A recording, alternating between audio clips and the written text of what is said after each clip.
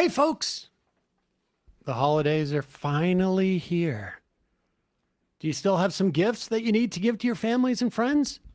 Well, there's still a little bit of time. Skip the Amazon gift card. Give the people you love gifts of relaxation and a good night's sleep with one of Sunset Lake's Seder tinctures. Using one of these tinctures is as easy as unscrewing the cap and placing a few drops in your eggnog or just directly into your mouth. I actually drop it underneath my tongue. It's the good night oil. I take it every night. It helps me get to sleep. But you can also get some Seder tinctures, and I think it's like 3 or 4 different strengths that'll help you relax. They have tinctures that will help your pets relax. And right now, you can save 35% site-wide when you head to sunsetlakesabadeh.com and use the code WINTER25. That's WINTER25, no spaces. Is that on everything right now? Is that on everything by site-wide? In that case, you can also get some gummies with a little bit attached there. Head on over to Sunset Lake. Sorry, we lost it. Dropped. Oh. Was this Restream? Reconnection successful. I don't know. We might be live right now. I think we're still live. We're still live. Okay, sorry about that, folks. Should we take it again? Yeah, you can just keep up from where we All right, just listen. Here's the point. Your Sunset Lake Seder is having a huge site-wide sale with the code WINTER25. That's the word winter and the numerals 2 and 5. WINTER25. Head on over to sunsetlakesabadeh.com. Again, use that code WINTER25. You will save 35% on their full lineup of Seder tinctures for people and pets. The sale ends in just 2 days, December 21st at 11:59 p.m. Eastern. See their full site for terms and conditions. We're going to take a moment to start the show. The Majority Report with Sam Seder, where every day's Casual Friday. That means Monday is Casual Monday, Tuesday, Casual Tuesday, Wednesday, Casual Hump Day, Thursday, Casual Thurs, that's what we call it, and Friday, Casual Shabbat. The Majority Report with Sam Seder.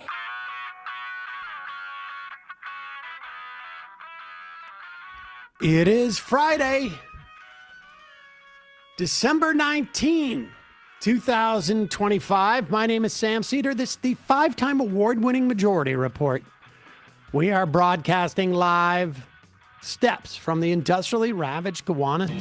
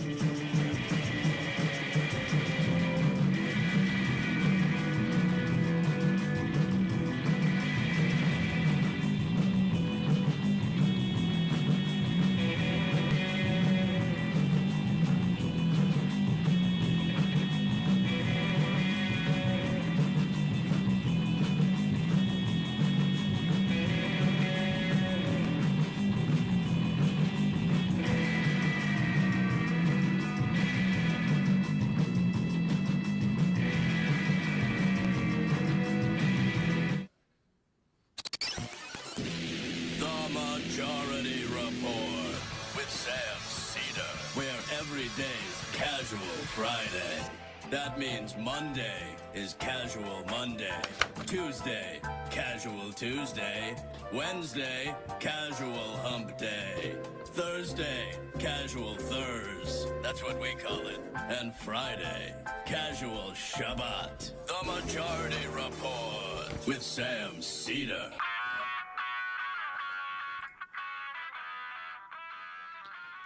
Once again, it is Friday, December 19th, 2025. My name is Sam Seder. This is the 5-time award-winning Majority Report. We are broadcasting live steps from the industrially ravaged Gowanus Canal in the heartland of America, downtown Brooklyn, USA. On the program today, the proprietor of the Uber blog Hullabaloo. Of course, I'm talking about Digby. You may know her as Heather Parton, columnist at Salon.com. Well, both or one and the same will be here today. Also on the program, suspect in the Brown University and MIT killings found dead of suicide in Salem, New Hampshire. EU agrees to a $100 billion loan to Ukraine. Epstein files, statutorily mandated to be released today, but the DOJ is trying to make excuses. RFK Jr. essentially bans gender-affirming care for anyone under the age of 20 at the vast majority of American hospitals. Meanwhile, anti-trans bill passes in the House with the help of 3 Democrats, as only 4 Republicans vote against it. And congrats, USA, whooping cough cases soar. Whoopee! And that's along with the measles as RFK's anti-vax crusade gains ground. DNC 2024 autopsy to be buried, along with the body, before it ever saw the light of day. Trump's Kennedy Center board votes to rename it the Trump Kennedy Center. And Trump orders federal agencies to ease weed restrictions. All this and more on today's Majority Report. Welcome, ladies and gentlemen. Thanks so much for joining us. Apologies for the technical issues that we had up front. It is always tricky to go live on multiple platforms every day. Yes. But fortunately, we're all here and we're fine. And it's raining. Maybe we can blame the rain here in New York. Yes, Emma Vigeland is here. I will show up on screen any second now, but that's okay. Everybody's all in a panic because we had some tech difficulties. Want to apologize to our Twitch people because we can't. I mean, everywhere else. We're only live on YouTube right now. I'm going to work on getting us live everywhere else in a second. But for some reason, our forwarding service doesn't work before Christmas, I think. Yeah. Yeah, if you have any other suggestions for a like a stream service that would restream, if you will, but without having problems, please let us know because we have been experiencing. Did we email them? I was on the phone. Oh, you were on the phone with them? Oh, with Restream? No. No. Oh, yeah. Okay. But I found no evidence of any issues. Oh, okay. Well, you found no evidence of any issues except for the evidence that we had issues. Right. Anyways, we don't need to harp on this. I mean, I did, but not anymore. This is the final Friday It is. of 2025 for us because of the way that Christmas and New Year's fall this year. Yes. We're actually getting like an extra day of vacation. I know. And we can't help that. That's a calendar thing. Yeah. We're not allowed to tamper with that. You're not allowed to tamper with the days of Christmas. Yes. As much as you might like to with your Grinch-like ways. I've tried. I know. I'd like to May.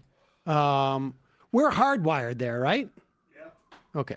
But it's been hardwired for a year. All right. Well, so let's go to. We'll deal with this after the show, assuming that we're able to do the show. able to do the show.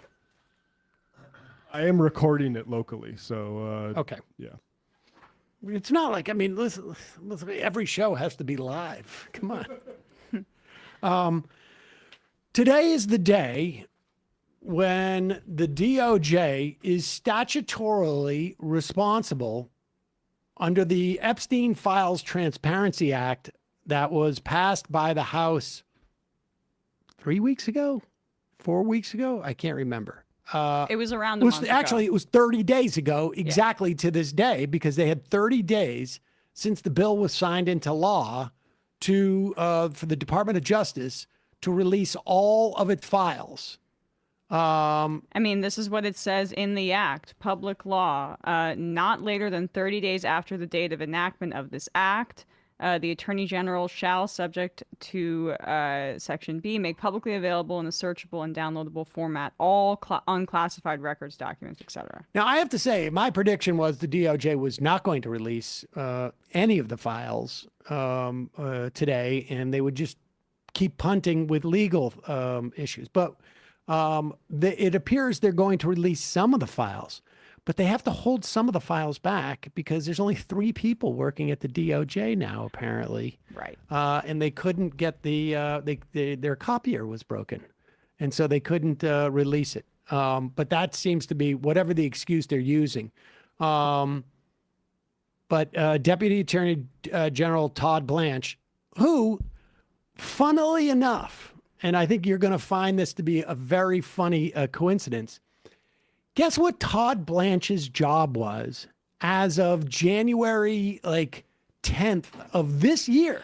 Oh, Trump's personal attorney. Yes, isn't that it? Is so that is such a coincidence. And this is also the guy who met with Ghislaine Maxwell and questioned Ghislaine Maxwell, grilled her, and got her to reveal that Trump's name wasn't in this stuff at all. He had nothing to do with any He's of a it. choir boy. And was the one who, contrary to the Bureau of Prison rules, got her moved to such a low security prison that she actually was allowed to have a puppy there. Wow. You know, it's like an emotional support dog for people who go to prison unjustly. And so she's there. And Todd Blanche is the guy who said that the DOJ intends to release, quote, hundreds of thousands of documents by the deadline. And it's going to release the rest of the files in the coming weeks as redactions are made, which incidentally is not allowed under No. federal law. No, it's not allowed. And you have Ro Khanna basically saying publicly that if you're involved in concealing or these redactions that are unnecessary, that you could be prosecuted later on. Yeah. Yeah, I mean, and that's where we're at. And I have to say, this is also, to be fair, this is also the exact excuses that Saul gives me when I ask him to clean his room. Let me just pick up one pair of underwear and put it in the hamper, and I'll Right. do the rest later. Right.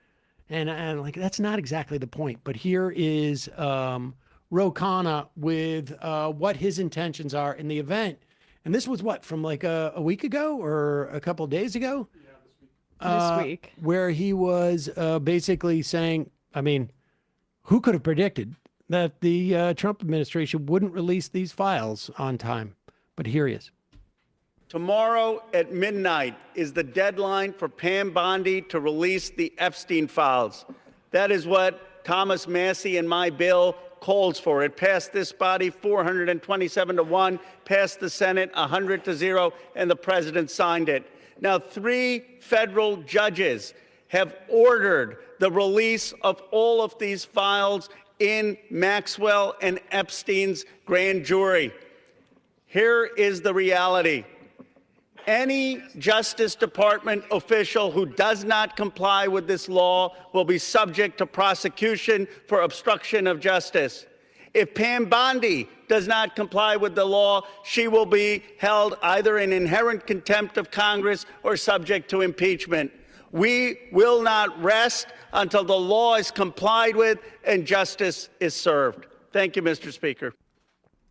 And now I guess we will see how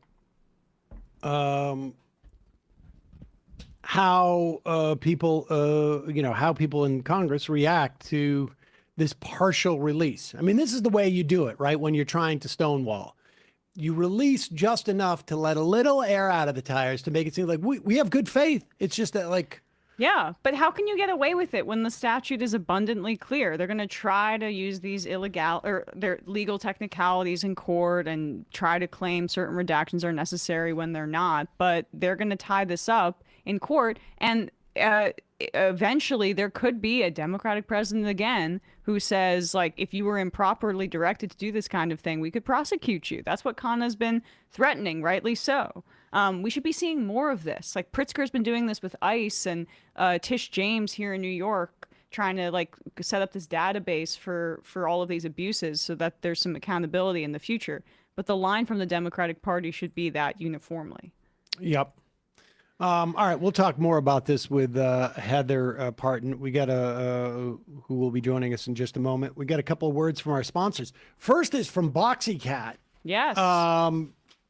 And you've been using this product? I have. As people may know, listeners of this program, I have 2 new-ish, well, they're not that new, but there'll be one in January, cats, and I kind of grow to love them more and more every day. They're brothers. So I've got to worry about, their waste. And they don't know. Oh, their poop. Yes. Okay. Yes. Thank you. They haven't trained them quite yet to go on the toilet. They don't have plumbing, and then they don't know how to flush. It's just very difficult for them. You can actually do that. I know, but I had dreams of doing that with my cat. And I was like, I'm not going to do that. I don't have the time or the patience to do something like this. They also just don't have any thumbs. I'm not sure if you know this, but that might be difficult for them to. Is that where they poop out of? That's not my understanding. But we can dream about those things, and we know that probiotics are good because they eat bad bacteria. So why hasn't anyone thought of putting probiotics near the stinky waste in my cat's litter box? The Pro in BoxyPro stands for probiotics, which stops the bacteria that causes odors, so you never smell your litter box ever again. And when I have these 2 cats, you got to worry about it doubly. And BoxyPro continuously keeps the box odor free. You just got to remember to scoop, and then all you do is top off the litter. You don't have to dump the whole box, and better yet, no more hoping that your guests have an awful sense of smell. It's got that clumping power. It makes scooping easier when you're trying to clean it out. And yeah, it's just excellent, especially in a small apartment. You can smell some of these things, and with double the cats, you've got double the fun. And so that's why I have BoxyCat. It makes it a lot easier for us to handle these 2 cats, and they're young too, so they like to eat and run around. Our cats, people who visit us, and me and my husband, we all want to thank BoxyCat for sponsoring the Majority Report because it's helped our apartment smell better. If you're tired of switching litters, look for this one. If you're tired of switching litters, looking for one, get Boxy at boxycat.com, BOXIECAT.com. It's the last litter you'll switch to. Enjoy 30% off with code TMR at boxycat.com/TMR. That's BOXIECAT.com/TMR. And we'll put a link down below in the video and episode descriptions and at majority.fm. Enjoy 30% off with code TMR at boxycat.com/TMR. I got to see if I can get, my cat goes back and forth. Uh-huh. So any change that I do with the cat, I have to make sure that we agree on it. Otherwise, he gets screwed up. Our change was pretty seamless. Well, yeah, because your cats just stay at your place. My cat goes back and forth. That's true. I mean, that's a lot to ask out of a cat. Yes. But this looks good because there's nothing I can't stand more than the smell. Oh, it's rough. It's very rough.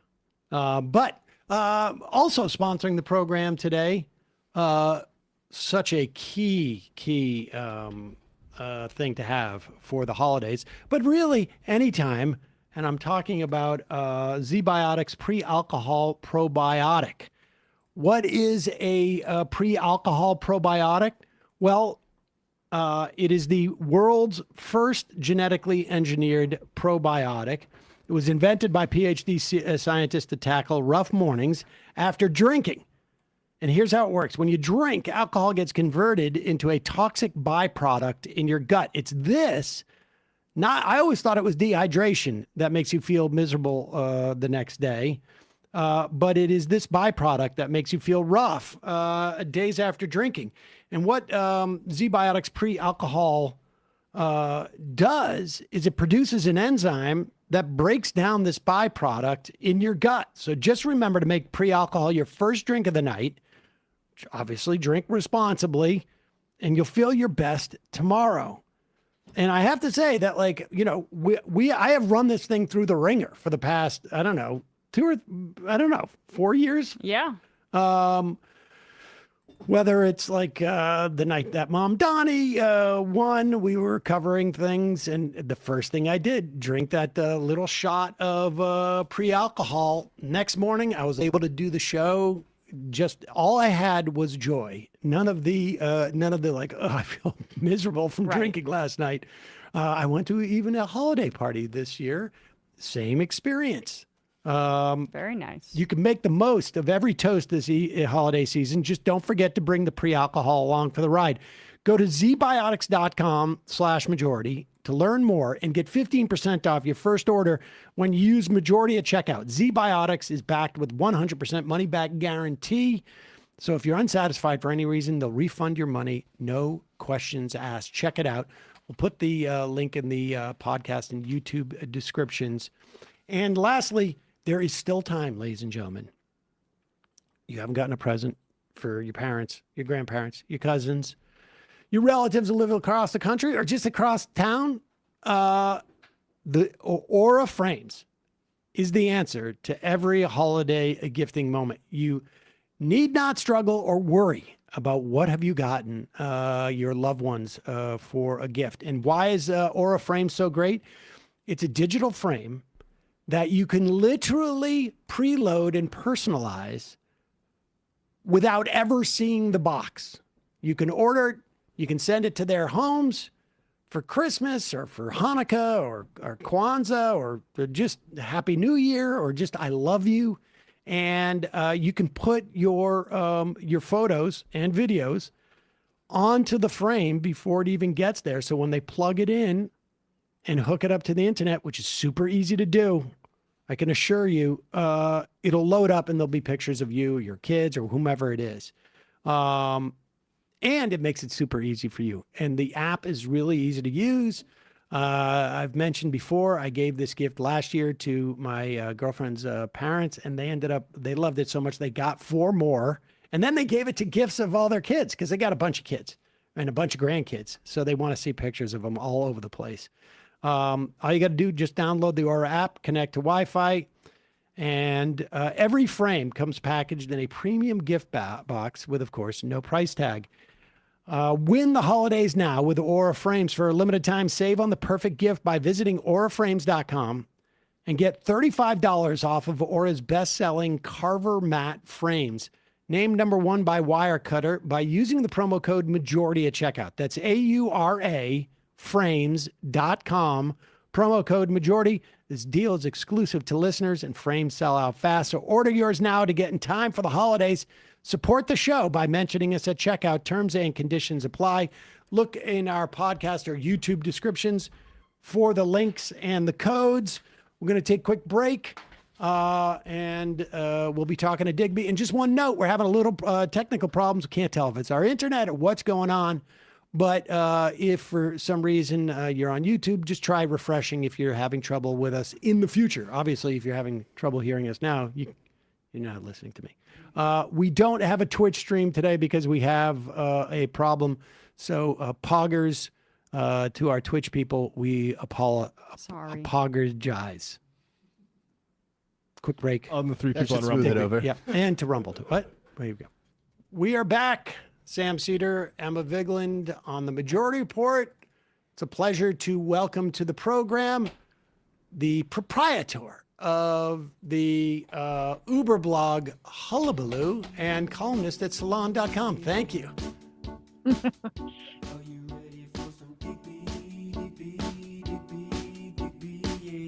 Yeah, there it is. Heather, welcome back to the program. You are on, this is the final Friday of 2025. Wow. Well, it's Can a you- privilege to be here. Thank you for having me. But I can can't you believe believe we that made it. Yeah. It feels like it's been 4 years already, 10 years. I mean, and I can't afford to, be doing that. I need every minute now, in my life. I just It's not a- remember like after we found out the results, and we found out super quickly on election night. I just Yeah. was like, 4 years. How are we gonna do it? How am I gonna do one day? All How am I right, gonna well, do one week? down. Yeah, one Yeah. down, 3 to go. Almost God only knows. 1/4 of the way Yeah. through. Oh, God. And I just want to say, just to be hopeful at this time of year, that it's also possible that like nature takes its course, and we don't wait 4 years, at least for Trump's administration to end. I mean, it still Yeah. will be a Republican one, but I mean, who knows? Well, it'll be a J.D. Vance one, and I think we all need to stop and think hard about what that might be like. I think that's a good point, and maybe that's something we should be like focusing on come the new year. But let's talk about where we are today. Today was the day that the Department of Justice, and they've had 30 days at a minimum to prepare for this day, and certainly we've had reports that there were like dozens of FBI agents who were combing through this material prior to even the passage of the Epstein Files Transparency Act. So it's not like, they didn't have time to redact this stuff if they wanted, but they're claiming today that they need more time. They'll release some stuff, but my guess would be that stuff does not have the name Trump in it. But give me your perspective on this. Well, first of all, let me just say, this morning my husband came in and woke me up. He gets up early. He woke me up and he goes, "You're not going to believe it. They released all the Epstein files, and it's nothing but porn. It's porn from beginning to end." And I just kind of sat up straight in bed and I went, "Oh my God, what's happening?" Of course, he's going, "Yeah, you awake now?" I'm going, "Yeah, I am." Obviously, nothing is going to come out here of any import, porn or otherwise. I don't think in the early going. I mean, they're pulling a Bill Barr, right? Where before the Mueller report came out, he did his little analysis of what it was going to say, and it tainted the perception of what the Mueller report was said, and that's what this is about. They're going to put out some stuff that I don't know what they'll go after some Democrats, or there'll be some stuff in there that people can talk about. Then we're going to have the Christmas season, and everybody's going to be off work and doing their, family thing.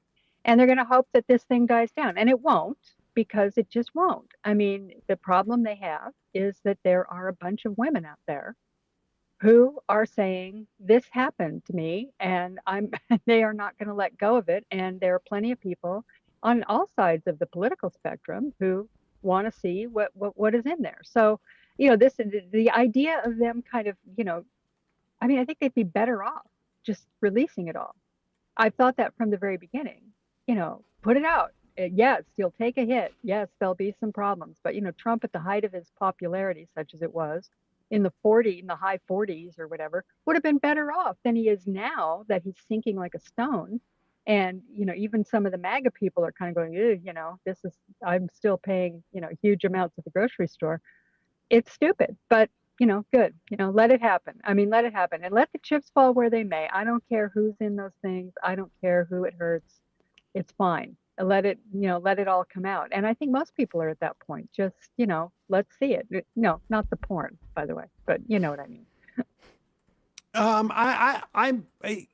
I mean, obviously, I would like to see this stuff released, but I agree with you. As a political matter, the fact that they keep dripping, like that it's been such a sort of like slow leak, seems to be the complete opposite of what you would do if you were trying to minimize this story in any way. And I mean, the only thing I can imagine, but this is like 12-dimensional chess, is that they're creating this sense that there's something really horrific in there, and then it turns out to be not so horrific for No one will Trump. believe it, though. But- You know, but they'll no, believe that they hit it, right? Yeah, After I all. mean, but it makes me believe that it must be pretty bad for him in there. Now, I don't know what the nature of it is. Like, I mean, we all just assume that it's going to be clear that that there's indication that he has, molested or raped underage women or something to that effect. It also seems conceivable to me that there's maybe other stuff about his business dealings or about his relationship to other stuff that Epstein was involved in that could be it. I mean, who knows? We're just, it's all speculation at this point, but it's also sort of surprising. Go ahead. I'm sorry. I was just going to say, did you see the article in the New York Times yesterday? Yes. About Trump and, in the 90s when he was a young playboy he was 48 years old in 1995. So, that's a young playboy. I'm sorry. I mean, speaking as someone who's almost 60 myself, like I'm saying, the numbers are just an age. Well, Yeah, I mean, exactly. it's age is just a number. They're using the JD Vance curve of the young Right. Republicans, the Right, 35-year-old right. children. Right, 40. right, exactly. So he and Epstein were just young playboys in the 90s, as Susie Weil said. But that story, and I think we all sort of have pieced together that story before about what they were up to during that period. And Trump was running a modeling agency with a lot of very young girls. There's pictures of him with those young girls that are, to me, they've always been one of the most startling things because he's clearly just leering at these young, and they are like 14 years old. They're very young, models. They were, especially in the 90s, there were a lot of very young models Yeah. that were out there. Eastern European mostly, and very beautiful young girls.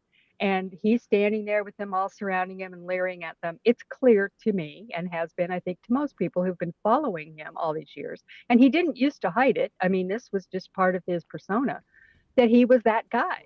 And he and Epstein, according to this story in the New York Times, were competing with each other for how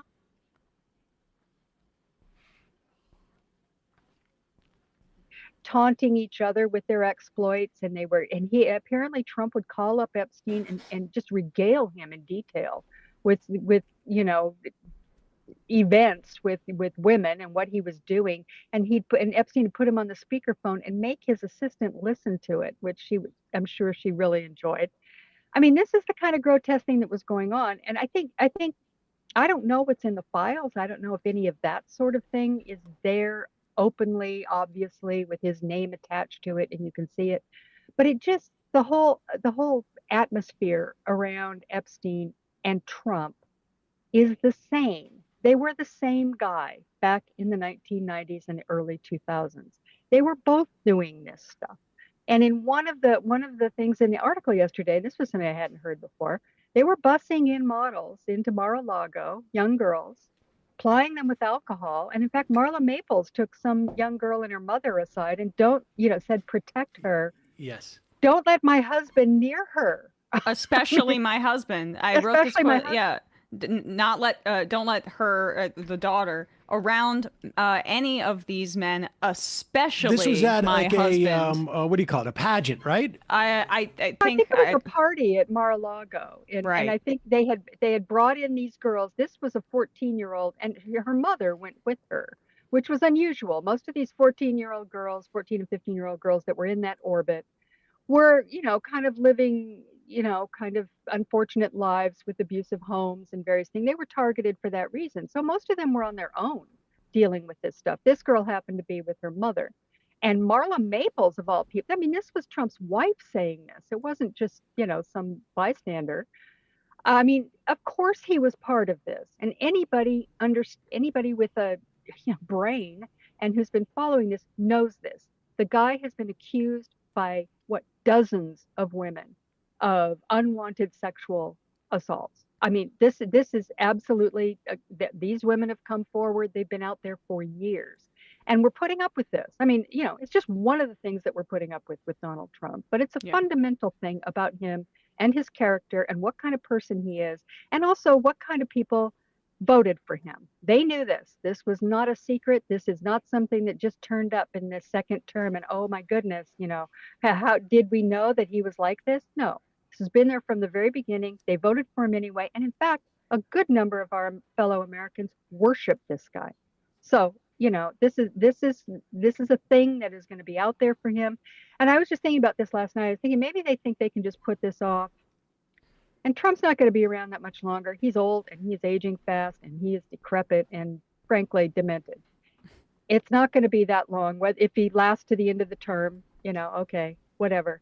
But this stuff, the minute that he is gone, I just think these women are going to just burst out onto the scene because they would want to tell the story, but they're terrified. You see that guy.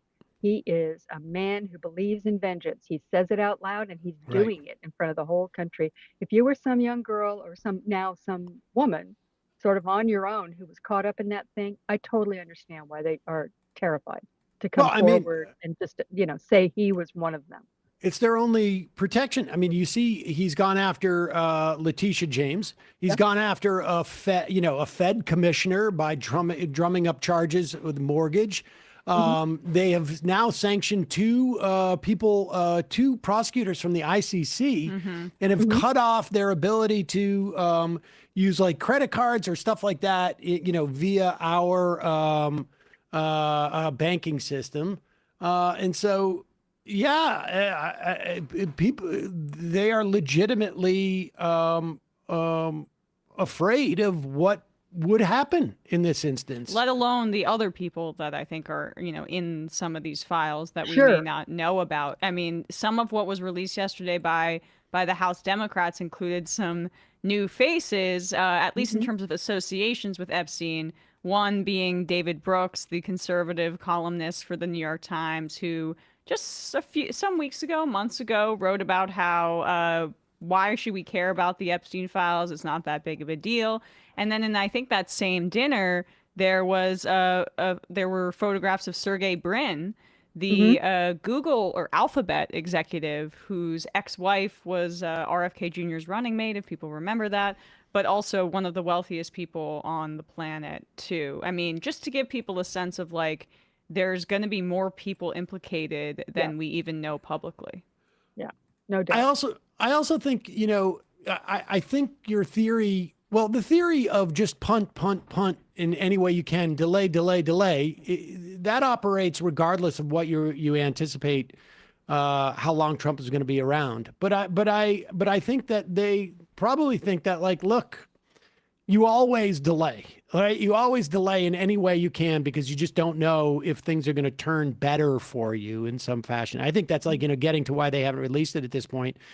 But it's going to be interesting to see if in the event that Trump has like a reason to step down or, departs this earth, probably long after he should,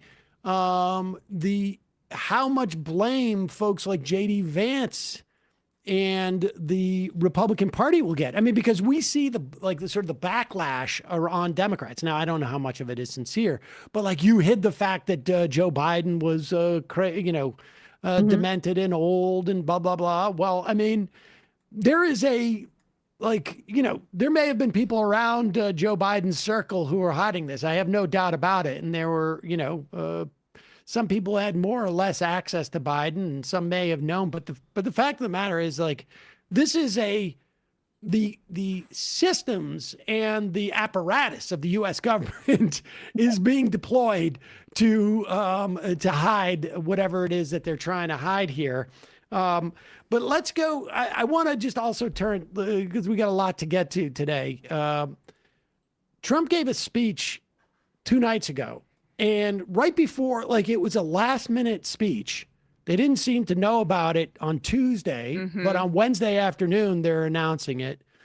And to the point where I think I texted everybody on our group chat, like, hey guys, we should maybe look for somebody who can talk about this invasion of Venezuela that he's bound to announce tonight. Right. And instead, he goes on and just, I don't know, gives like the world's quickest and loudest and lamest State of the Union I mean, address. out the gate, just starts whining. Like as soon as after he says, hello or whatever the introduction was, Joe Biden got us. I would have said hello. Yes. But Joe Biden made it impossible for me to start this. Right. It was just complete. Is the first thing he said. Yeah. And I inherited a mess, whining per usual. Yep. And I don't think anyone is buying that. If the people he needs to win over are not going to be satiated by the reheated complaint grievance fest that he engages in every single day on Twitter and or on Truth Social. I really do think that this is part of why this Reiner thing earlier this week, the horrific comments that he made about that horrible, horrible killing of Rob Reiner and his wife, that maybe is having more salience than people realize. What's going to break through? What horrible thing he says or does will break through? It's because this fixation on himself, the narcissism is grating on people, and people have no patience for it, especially when the economy's this bad. Absolutely. And, the speech, well, first of all, just the delivery of the speech. I mean, I guess they told him he had a particular, had a short period of time, so they told him to race through it. But he was just manic. And he wasn't just manic, he was angry. I mean, he seemed like, if I didn't know better, I'd think this is the last thing he wanted to do. He was mad, and he was, spitting fire in this thing. Very strange thing to do. It's Christmas. I'm not angry. Like he was blowing out his mic. Yeah. Yeah. It was just strange. It was just very, but what isn't with this guy? But what he was saying, you're absolutely right, Emma. The whining, of course, to me, that is the most grating thing about Donald Trump, and always has been. He's the greatest whiner the world has ever known. And I'll use his branding there and say nobody's ever seen anything like it, and it's because it's true. No one's ever seen, and that's why it's so rich for him to say, the Somalians, they do nothing but complain. I'm going, yeah, dude. Yeah, it takes one to know one. I mean, this is ridiculous, but it was a wine fest, and essentially just trying to cast blame and to then try and convince people that somehow or another, you can believe me or you can believe your lying eyes. Things are really great, and you just don't know it yet. And it's gonna be obvious, and all these great things are gonna happen. And I just don't think that. We know it's not working. The polling is showing that people are blaming him, not Biden. There's maybe a 30% of people, it's really that low, of people who are saying this is, Biden's fault. That's the hardcore MAGA people. Nobody else is buying that. Independents are, fleeing in droves. They're not buying it. And I don't think he has any other play. This is it for him. He doesn't have anything else he can do. The economy is in, obviously the tariffs are a problem, and he's not going to do anything with that. This is his big, this is his great big legacy policy. Tariffs. It's my favorite word, he says this. So he's not going to change that. They're going to try and whittle away at it. They're going to try and find ways for him to get out of it. But this is the damage he's done with tariffs is pretty extensive, and it's not going to go away. And he doesn't have anything. What's he going to do here? Now, it's always possible. What do I know? Things will just really look up. It'll be morning in America and everything will be great. But it really doesn't look that way, because these are long-standing economic problems that we're dealing with. The income inequality is becoming manifest to average Americans as they're watching the White House filled with a bunch of billionaires who are putting gold shit all over the place and, putting his name on everything. And, this is becoming pretty obvious to the American people that something has gone wrong. And that this economic situation that we're in, this stagnant economy, is not going to get that much better. And he can't do anything about that. Not he's incapable of it. Here is a clip. Just to back up your point that people aren't buying it. When you are called out on Fox News for essentially lying and trying to gaslight, and you're a Republican president, never mind Donald Trump, you've got a problem. Here is John Roberts on with Howard Lutnick. Now, this is, I don't think we've seen Howard Lutnick in public since he basically said, like, oh, I knew Epstein was a horrible person the moment I met him. Blackmailing everybody. Oh, yeah, he was blackmailing everybody. Oh, wait a second. But here is John Roberts. And, you know, you got to hand it to Lutnick. You know, even when he wants to cry inside, he's able to sort of smile and lie. Tonight, because some of them were just mathematically impossible. Listen to what he said about bringing down the price of prescription drugs. Listen here. I negotiated directly with the drug companies and foreign nations to which we're taking. Hold on, pause it. Can we just like, I just want to just like, this is what I was talking about. Like, there were moments where the only thing I can imagine is that maybe like they all capped certain words. It's written like his True Social post. Yeah, exactly. maybe? Because he just, yeah, like the drug companies. And they wanted, we dropped it 500%. Like it's amazing. No, that's what he does. All right, so go back. No, go I back know. to the Matt was just like, you're blowing out the Let's soundboard. not go crazy with that. Sorry. All right, go back. The prescription drugs. Listen here. I negotiated directly with the drug companies and foreign nations to which were taking advantage of our country for many decades to slash prices on drugs and pharmaceuticals by as much as 400, 500, and even 600%. Well, if you cut something by 100%, the cost goes down to zero. If you cut it by 4, 5, or 600%, the drug companies are actually paying you to take their product. So it raises the question, how much of last night's speech was hyperbole and how much was fact? No, what Hyperbole. he's saying is you bring it, if a drug was $100 and you bring the drug down to $13, right? If you're looking at it from $13, it's down seven times. It's not a 600%. Well, but it's Oh. 700% higher price before. It's down 700% now, right? So a $13 would have to go up 700% to get back to the old one. So it all depends on when you look at it. You could say it's down 87%, or you could say it would have to go up 700% to be the same one. So it just depends on what you look at it. But basically what he's saying, and we all know what he's saying, is we are hammering the price of drugs down. That's Okay. Now, the reason why I appreciate this clip is because John Roberts almost basically says, like, can we believe anything he says? Like, he seems to be lying about everything. And even Lutnick, to the extent that he can work it out, like it's 87%. First of all, it's not 87%, but also what they're citing is a Biden era program of negotiation with drugs through Medicare, which of course they started way late in their administration. And so, you know, as like classic Democratic, politics. But I mean, all of this stuff was just, he was just up there lying about stuff.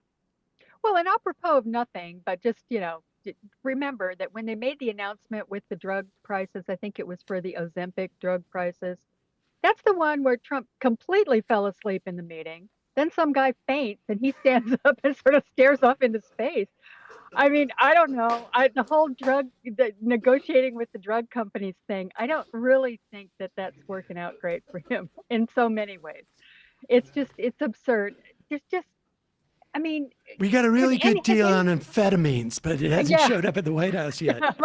I mean, has anybody actually compiled a list of the absurdities that we are dealing with right now? I mean, just in every department, every agency, every aspect of the Trump administration, and then, we can go to Republicans in the Congress as well.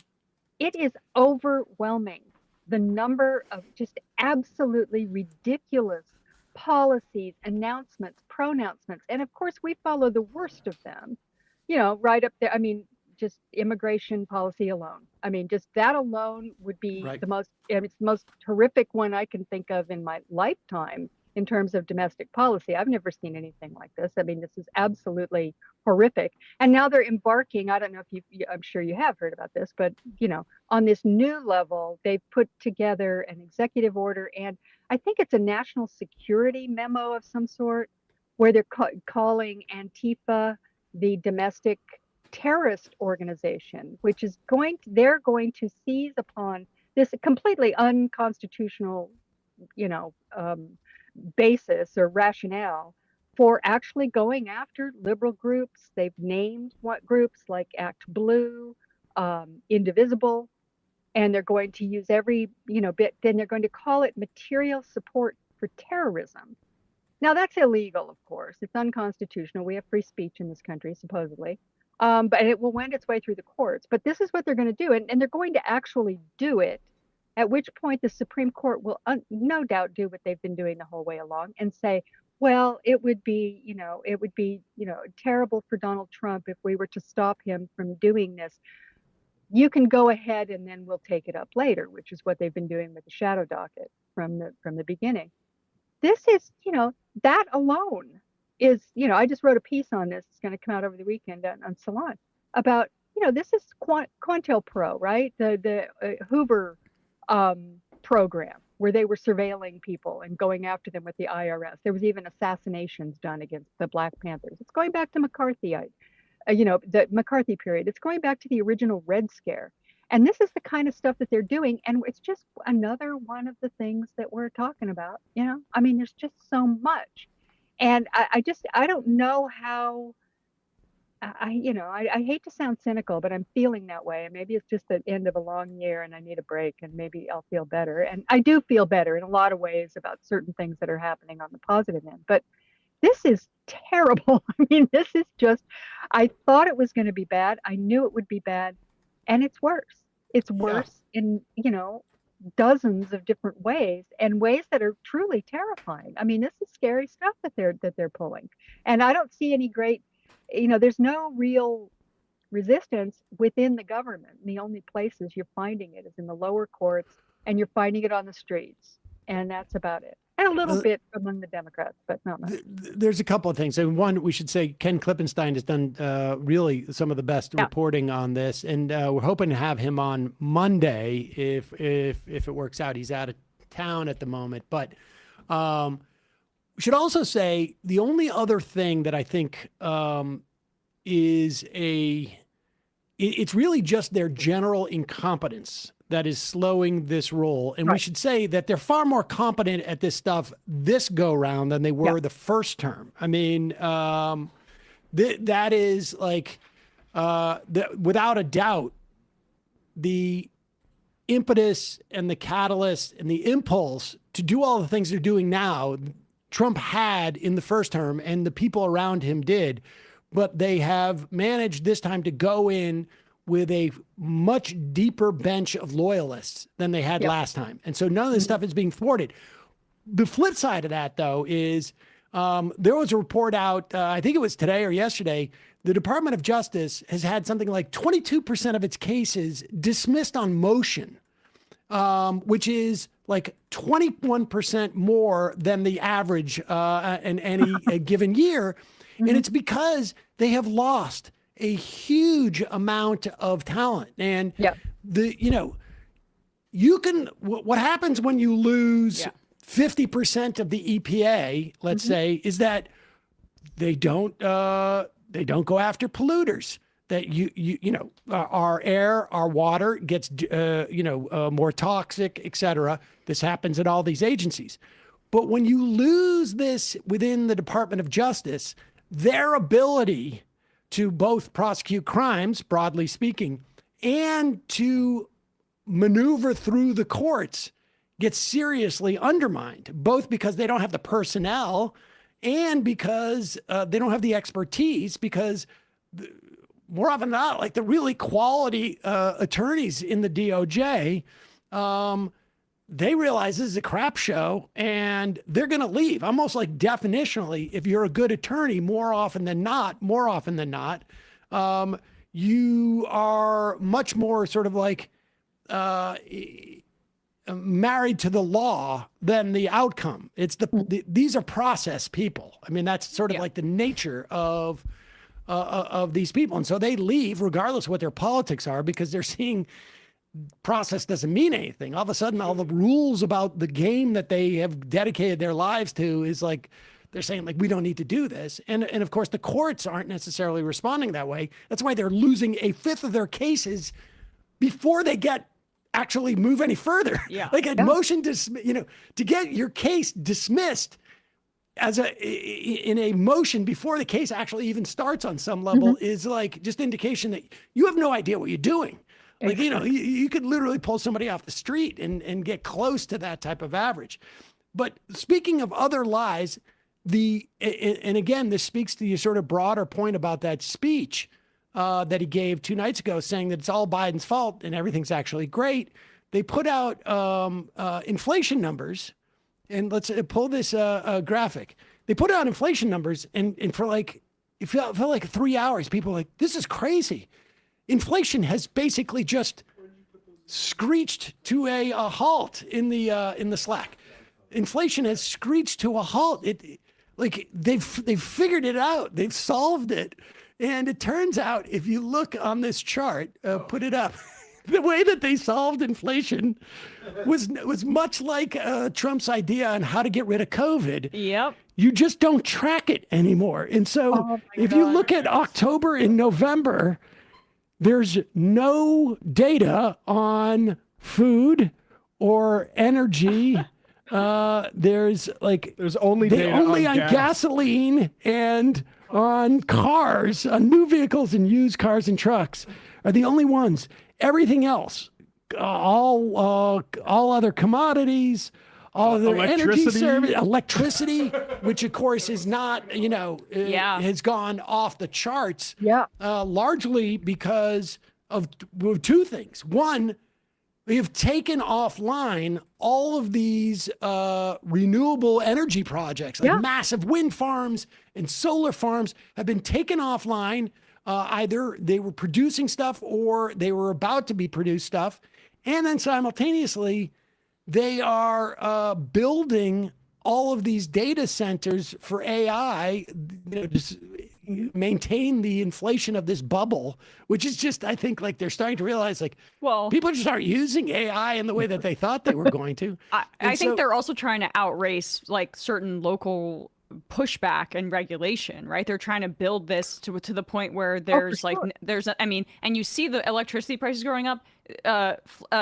Electricity usage for residential has been flat for 20 years. It's all this like commercial stuff from AI. And that's why Trump wants to have this national ban on local AI regulation, because they're going to define AI regulation as the energy centers that provide power for AI. Right.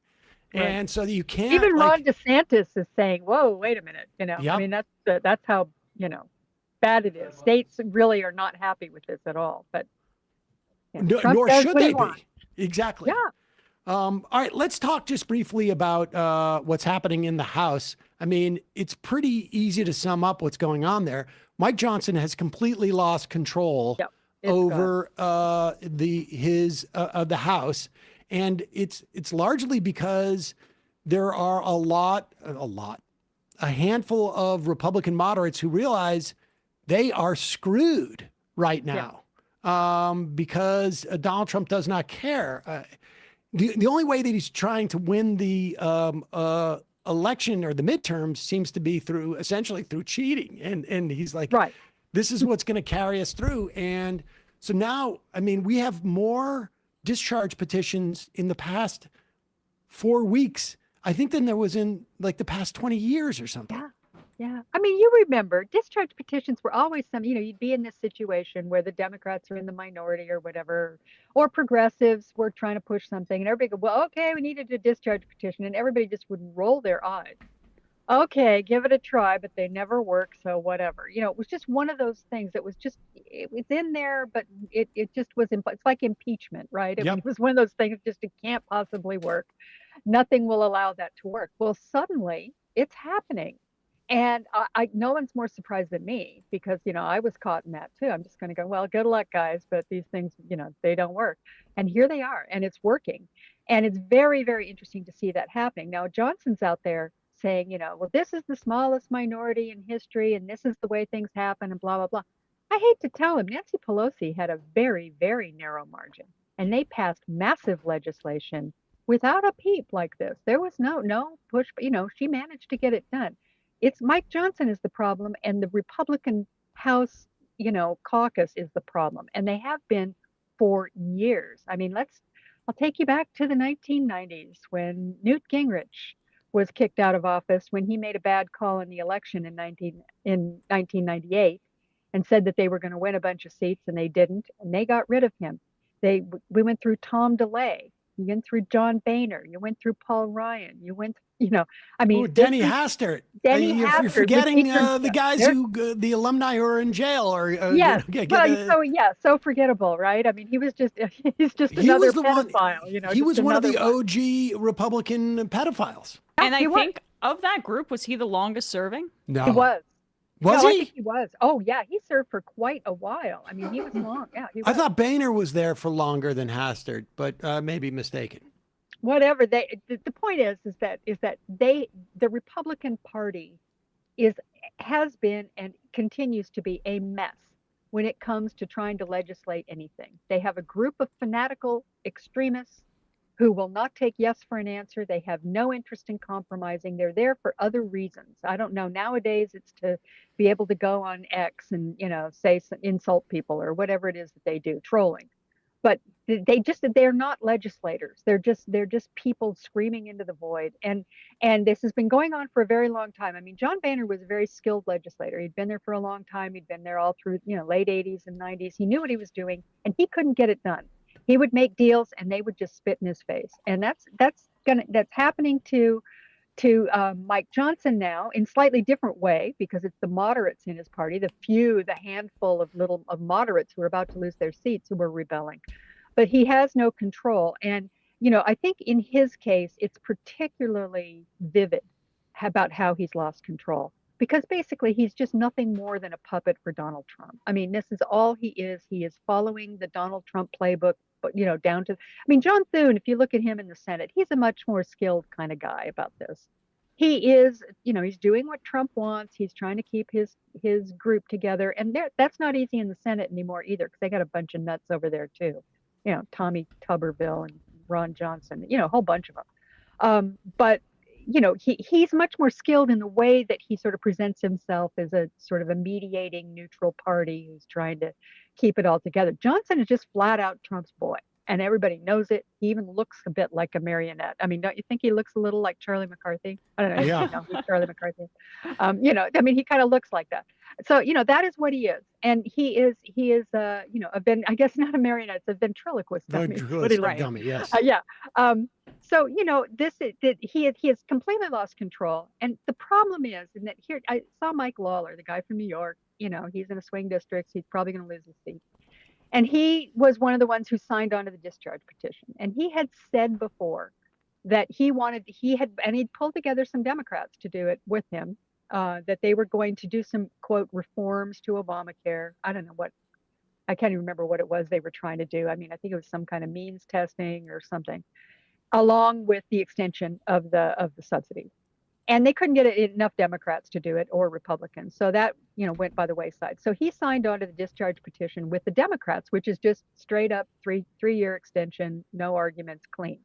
He signed on to it, and he said, though, I'm hoping that in the Senate, they will not refuse to do that, and they'll have to come up with a compromise, which we'll then sign on to. So that's his game. But for the most part, I think most Republicans know they're going to lose next November. They can see the writing on the wall, and they see this as a way to destroy Obamacare. I think that's what they want to do. I think they want the subsidies to expire. I think they want people to suffer. They want to be able to blame the healthcare price. Yeah, just listen to Trump. I mean, that's what he says. Right. And I don't think, and Trump will come up, well, we're just going to send them, send people money so they can buy the good insurance that they can't buy now, or some crazy nonsense that makes no sense whatsoever. And it's going to be cheaper and better. And I'm going, where is this fantastic insurance that they're unable to buy right now? But he doesn't understand healthcare, obviously. He doesn't understand much of anything. So I think they just want to let it go. Just, go ahead, let people suffer, and they're going to lose anyway. So, so what, Mike Lawler? Who cares about you? Who cares about your people who are going to... Well, it may be the case, too, that for a majority of the Republican caucus who are in increasingly kind of gerrymandered districts, as those states that we're talking about have manipulated their maps, Republican-led states, to make that the case, that the frontline Republicans like Mike Lawler, they can't get their voices heard in the same way because Mike Johnson just does what Trump wants him to do. And Exactly. the Century Foundation looked at the ACA subsidies and found that rural Americans are going to be hurt disproportionately, that costs will be 28% higher than for urban Americans. And you see where there's the highest rates of ACA enrollees in rural areas in the country. It's Alabama, it's Mississippi, South Carolina, Texas, and Wyoming. And those are all states that didn't, well, there's a few other ones that did expand Medicaid.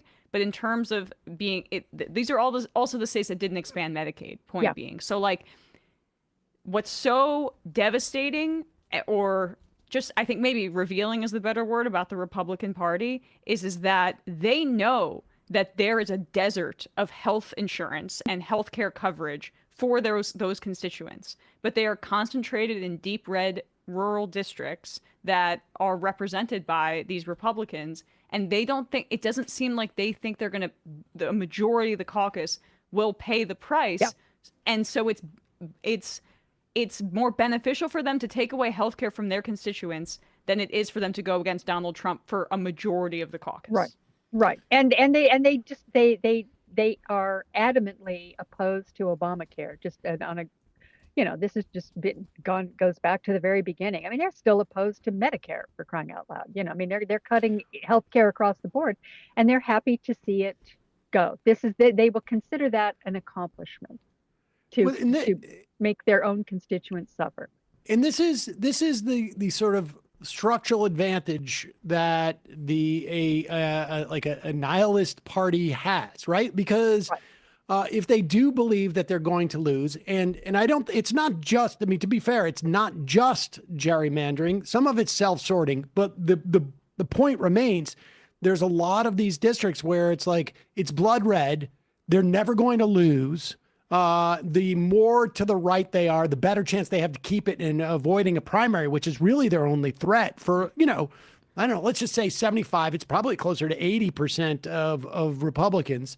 And so from their perspective, if they trash the place, as it were, and leave the government in shambles, it just means that the Democrats, when they come in, are going to have a theoretically harder time fixing it. There's just going to be more things, right? Absolutely, And so it makes complete sense for them to do this. But here's the thing, and this is just a moment to pivot to the last topic I want to talk to you about. We're going a little late, and I appreciate your hanging with us. The Democratic autopsy from 2024, I want to say came out, but it didn't come out. No, it didn't. It was finished, and apparently it was then buried. And I did see a thread from Christine Pelosi, although it turns out she had blocked me on Twitter, but I saw it anyways. I don't know why she blocked me. I've been nothing but I could probably guess why she blocked me. But be that as it may, they put out a thread which, had some helpful stuff insofar as like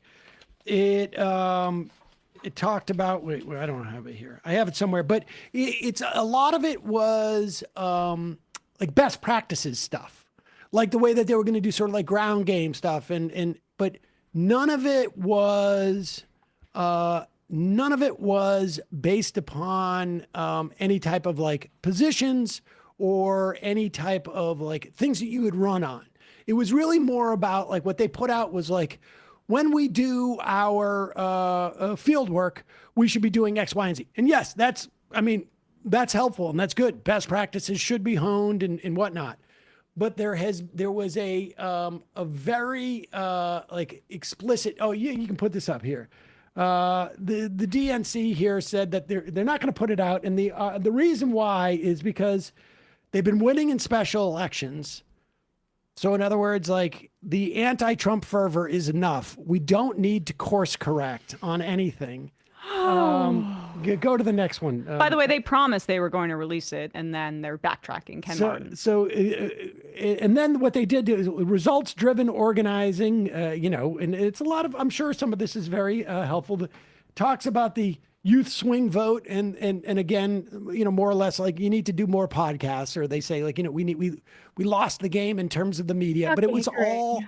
What did young people care about in this election that was not represented by the candidate at the top of the ticket? Just thinking about it for 1 second, perhaps the genocide. Look, we saw a bunch of polling that came out since. We know that one of the things, the results-driven organizing, one of the things that the Harris campaign did is when they sent out their field people, and this is amazing to me too, because this was the problem with the Clinton campaign. The Clinton campaign, in lieu of having volunteers to go out and canvass, prior to the get out the vote, they did modeling from it was like Eric Schmidt and this and that. And so they had no sense that there's a problem with the models because they didn't have people out there. And, we heard a lot of stories on the get out the vote in the week or two before.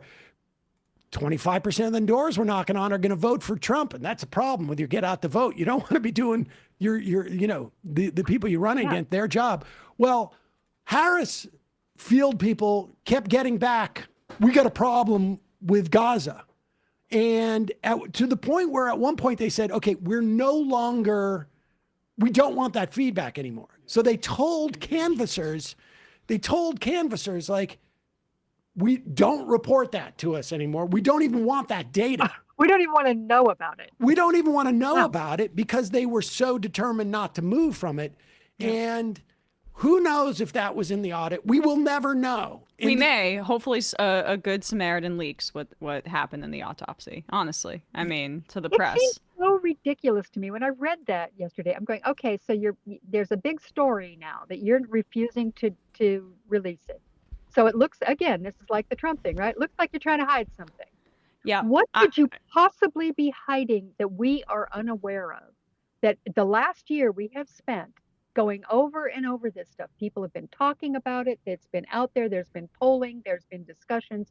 We know, but the report would have said was that it was codifying what we already know as a problem, and that the party is aware of it, and that the party understands that they needed to do something about it. That's all it would have done. And instead, it's going to be this big thing. I don't understand. Because they need plausible deniability. They need to be able to allow whomever it is, the abundance people or the people who are using anti-Semitism as a way of shutting down, anti-Israel perspective, whatever it is, they need the plausible deniability. If they have the data themselves, it moves from like sort of an objective conversation or a subjective conversation into an objective one. And Axios had an article today, and it's in the second line, that several Democrats they basically say to Axios that burying the report unfairly helps former Vice President Harris if she runs again, and shields top party consultants by hiding potentially damaging information about their efforts. This is a group of people, institutionalists, circling the wagons, closing the castle gates, and basically fortifying and staying inside and trying to maintain their own power. This is not about the health of the party. This is not about changing course even. And maybe behind the scenes they'll say like, okay, we don't want to acknowledge this publicly, but we will change course. And I have a theory about that. But this is mostly about the people within the institution trying to maintain their own power. And it's literally leading us to fascism. It's a major problem. And one other point too is like, when this hurts their case on democracy. when they show such little transparency, whether it's even the shutting out of the idea of someone primarying Biden and just saying like we are maintaining this like current power structure and we're going to charge ahead regardless of outside input, and not having the respect for Democratic voters for them to be able to look at this kind of thing, like it makes it seem, and it seems clear to me, that these are people prioritizing their own internal power within the party over actual democracy. And you perform democracy not just on election day. You do it by showing responsiveness to your own voters, including on the issue of the genocide, but including on people wanting desperate changes in leadership and transparency on what the hell happened. That's just a way to regain trust that you've lost. Yeah, absolutely. I couldn't agree with you more. And I think that I actually think it's not going to work. I don't think, I mean, if you look at things like the No Kings protests, you look at the voters in all these off-year elections, they're not buying it. And they're not following the Democratic line, whatever it is, because I don't even know what it is. I mean, I think the loss was so profound in last November, and the loss in the Congress and the way that the Congress has unfolded. I mean, you look at the approval ratings of the Democratic Party. We have that actually. Number 28. Republicans. This is number 28. This is Harry Emden of CNN. And, Trump's approval is in the toilet. And Democrats have racked up big wins in these special elections. But it is, and it may be sustainable in November, let's hope, but it is not sustainable when you've got numbers like this. That's right now. Yeah, I mean, Democrats in the minds of the American public are lower than the Dead Sea. What are we talking about here? Well, let's take a look. The net approval rating for Democrats in Congress, you said it, Kate Baldwin, the lowest ever. Look at this. Overall, they are 55 points underwater. Their approval rating is south of 20%. It's even worse when you look at independents. Look at this, negative 61 points. That means that their approval rating is 61 points lower than their disapproval rating. Quinnipiac has been polling this question for the better part of the 21st century. They have never found Democrats, at least those in Congress, in worse shape than they are right now. That's independents and overall, but what about Democrats on Democrats? Yeah, what about Democrats on Democrats? So part of the reason overall is so low is independents are driving it low, but that's not the only reason it's so low. What about Democrats on Democrats? Democrats net approval rating of congressional Democrats. I want you to keep in mind, they had never rated Democrats negatively until this year. And right now, what are we talking about? We're talking about a net approval rating from Democrats. This is Democrats on Democrats. Their approval rating is actually lower than the disapproval rating, and that is quite the drop from October. I think during the shutdown, there was a bit of a boost for Democrats, right? There was a rallying around the flag effect going on, but Democrats did not like how that shutdown turned out. They have returned against Democrats in Congress, and you mentioned Dan Goldman in that intro. One of the reasons that Dan Goldman is in trouble right now in a potential primary against Brad Ladner is because at this point the Democratic base. That's first of all, that the numbers are the numbers, but the Dan Goldman has a problem because if it wasn't for 4 progressives splitting the vote last time, Dan Goldman would have come in 5th. So that's, but be that as it may, but that is stunning. And Emma has a theory that they are looking at this autopsy, but they want to be able to interpret it. That's a good way to maybe just show this quick clip. This is my theory. We texted this last night in our little group of this answer from Hakeem Jeffries. This is really quick here. He was on Macro Dosing, the Barstool podcast, interestingly, but this is how they do outreach to the youths. And this answer from him is pretty good on the substance, but it's interesting that he's making this case now. And my theory is that this coincides with what the DNC found internally. I was wondering, what is your view on the Trump brinkmanship towards Venezuela?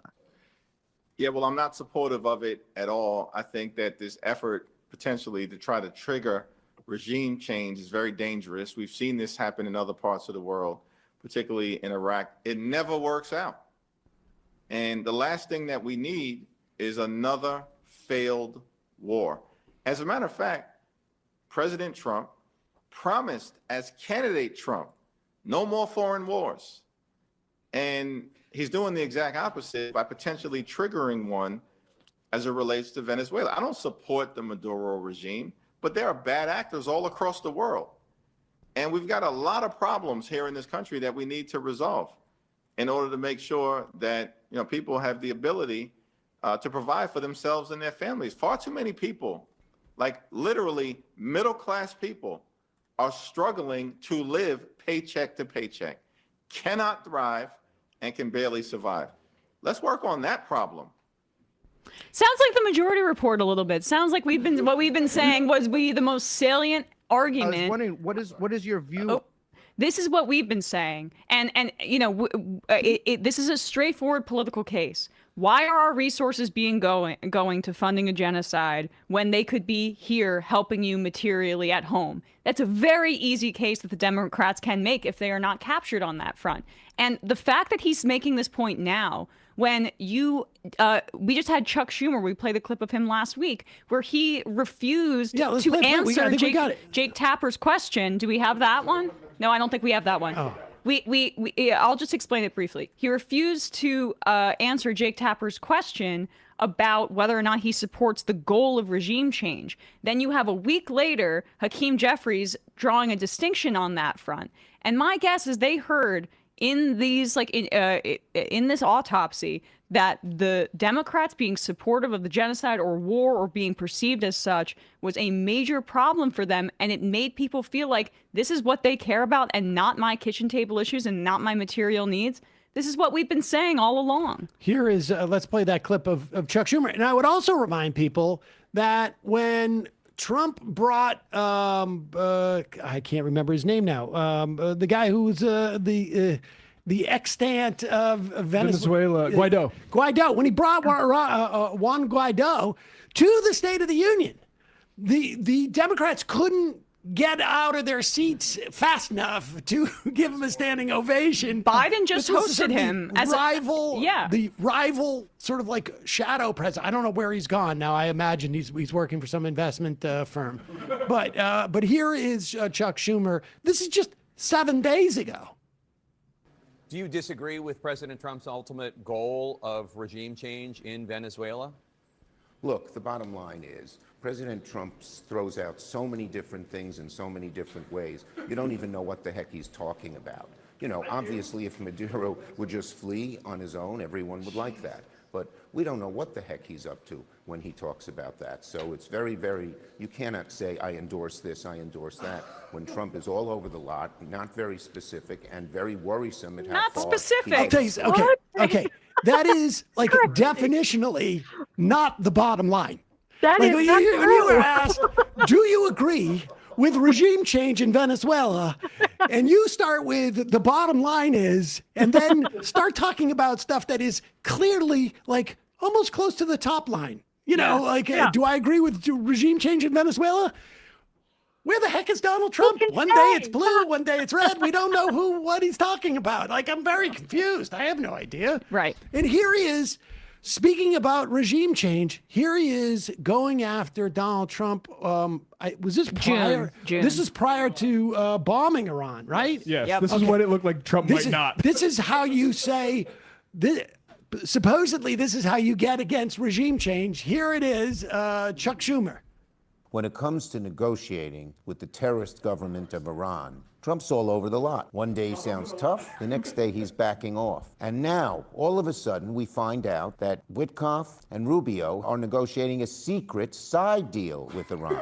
No! Bull is this. They're going to sound tough in public and then have a side deal that lets Iran get away with everything? That's outrageous. We need to make that side deal public. Any side deal should be before Congress and, most importantly, the American. Look, here's the thing. You ask me, should we blow up the world? I want to. Here's the bottom line. Donald Trump's all over the place. I can't tell if he's excited to blow up the world or if he's sad about blowing up the world. Does he want to blow up the world on a Tuesday or does he want to do it on a Thursday? Or is this something we should do on the weekend? I can't get my arms around it. It's too confusing. He did it through the wrong procedure. He wants to blow up the world, but he didn't bottom line. file the right paperwork. Bottom line is, yeah.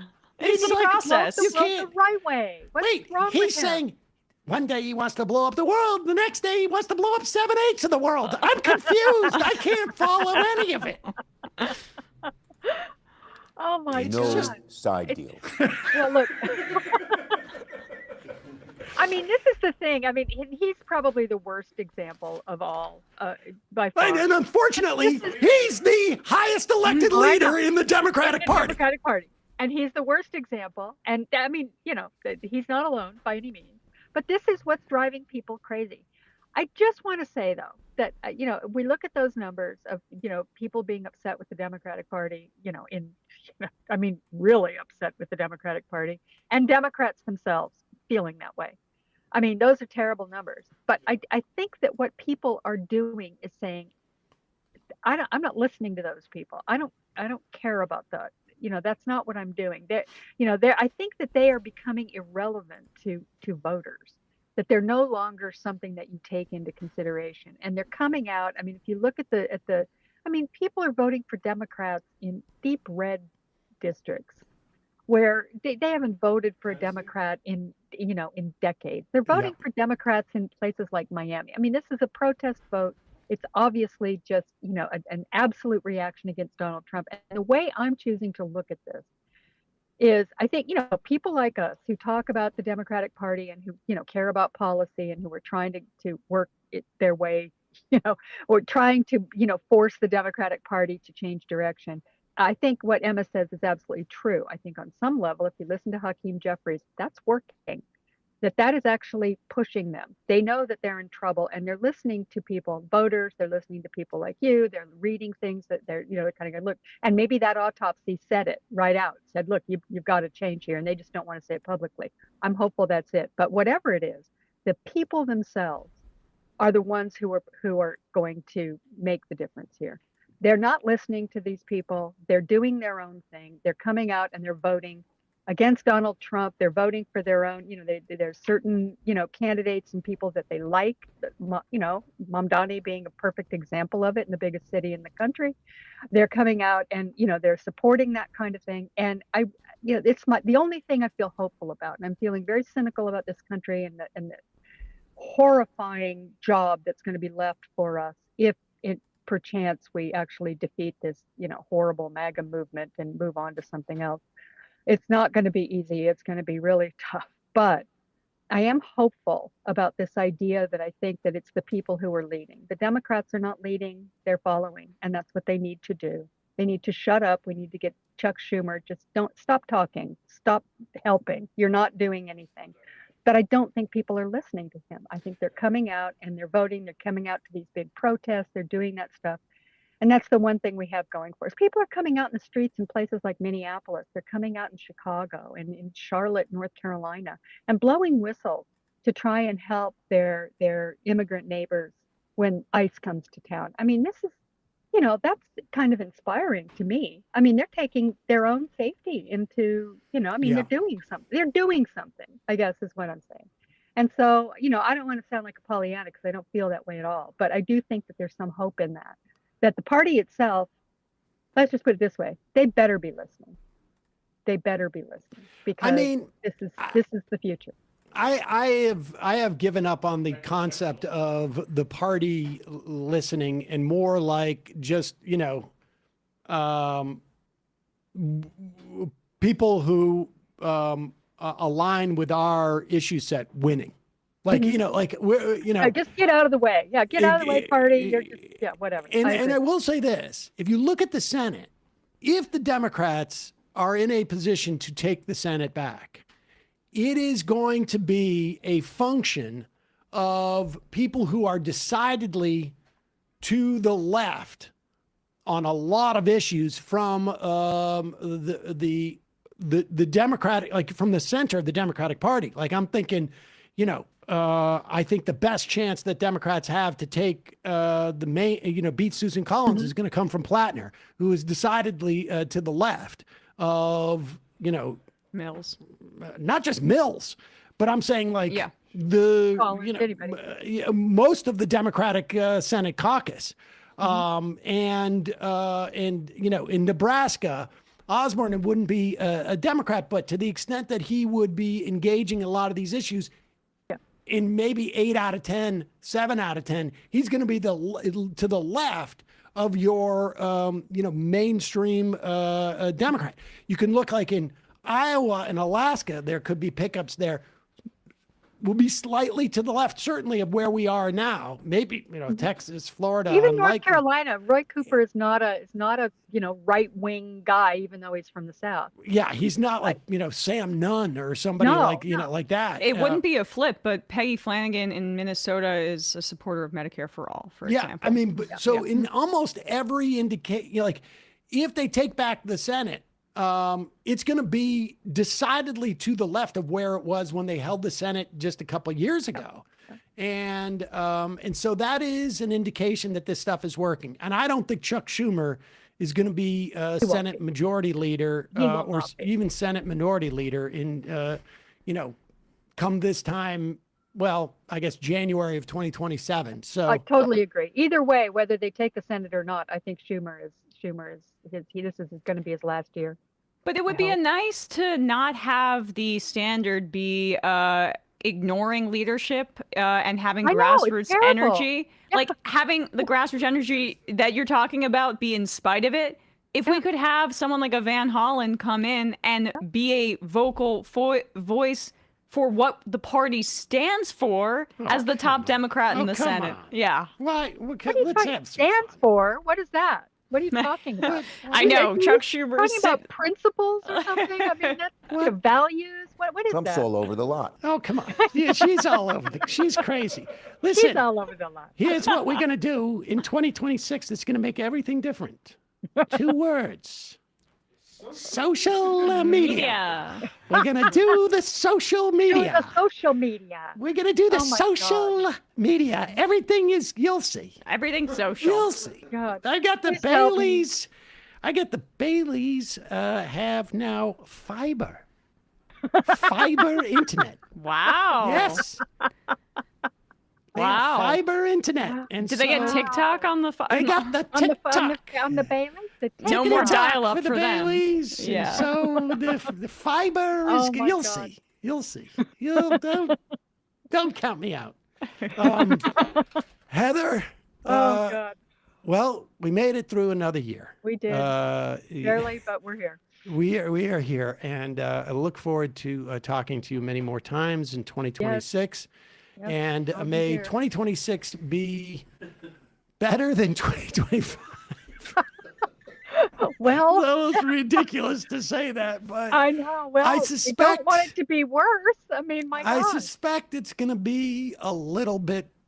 Well, I will say, just as an end to this year, because this is the final Friday of the year, that my fears about the ease in which we could slide into an authoritarian regime have been slightly assuaged, but largely in part because of the way, largely in part because of the way that people have come out on the streets and have fought against ICE. That and in part because of what we're seeing, like with the DOJ falling apart and judges pushing back in a way that I think is healthy, and the inability of the Republicans to maintain their caucus in many respects. So I think there's going to be elections in 2026. I think Trump is going to do his best to sort of like undermine what comes out of that. But I don't think there's only so much he can do, particularly when we have these type of, what we're seeing in terms of like the redistricting and just where people are. So Heather. There's war. So, but I don't think always war. And I don't think there'll be a rally around the flag for the Venezuela thing. I don't think so. I don't think the right's going to go along with it, and I think the left is going to completely explode. They did their best with making Hugo Chavez like a demon, and like nobody, like 98 out of 100 Americans have never heard the word Maduro. And, to the extent that they had never registered, there's just, it's very, very difficult. And think Venezuela's an island. I'm quite convinced it's they think surrounded by an armada. I would bet you that 25%, a healthy 25% of the American public think Venezuela is in the Middle East. Yep. And by the way, I think that includes Donald Trump. I think he's among that 25%. Well, We could not oil, find it on so- a map. I mean, yeah, it's an oil place. Yeah. Anyway, it's just that's But the next time I come on, we have to make a point of talking about the new Trump national security strategy. It's Yeah. just beyond. It's beyond. And, Monroe Doctrine. Yeah. Again. Yeah. Crazy stuff. Anyway, but Heather, have a great too. holiday and a wonderful new year, and Yes. we will see you in I plan to. 2026. I'll be here. Happy New Year, everybody. Thanks, Heather. Bye-bye. Thanks a lot. All right, folks, we're going to have a Freebie Friday. Whoa. Yes. Can I take a quick break for a sec? Okay, you take a While break. you And I'll just do this. have your fun. We're going to Thanks. have some social media time. They're going to sound tough in public and then have a side deal that lets Iran get away with everything? What is this bullshit? I can't tell if he wants to bomb Venezuela or invade Venezuela, so I can't answer your question, Jake. Like, it's crazy how bad It's those all over answers the were. place. He's all over the place. Go Bills. The way do we ever play that? No. Honestly, I think I am convinced. I know this is diluted, but I am convinced that 10% of that is because he knows I'm a Patriots fan.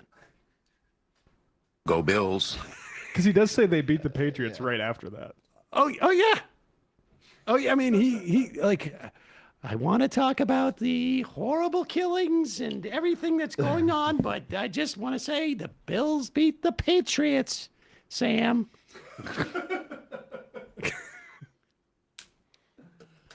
I'm not making side deals. I'm not making up any of that except for the Sam part. Right. Yeah. That was the unspoken part of that, though. Let's read some IMs. We have very few IMs. Is that because we were down, or what's going on? I'm not sure. We've been pretty solid for an hour and a half now. June Oliver, here we go again. Yes, we cannot figure out what's going on. We don't know if it's like an internal internet. I think here we go again. Also is Melania, right? No, that is. Oh yeah.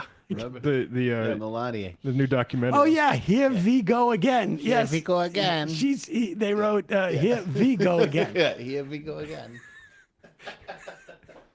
Nefarious bread. My Max left beanie arrived today. Love it. Oh, nice. Dizzle McFizzle. Disappointed the stream went down. Sam is my new favorite version of Sam. The deep state is attacking my favorite show. It's okay, Sam. We're still here. I mean, Ken Martin's little note did mention DDoS attacks. Yep. Didn't mention gossip. Yep. Nassau County spokesperson DOJ not meeting deadline to release Epstein files. Amy from the UK. Hi, guys. I feel confident enough to try and find a girlfriend. Where better to find a progressive girl than in the MR Discord server?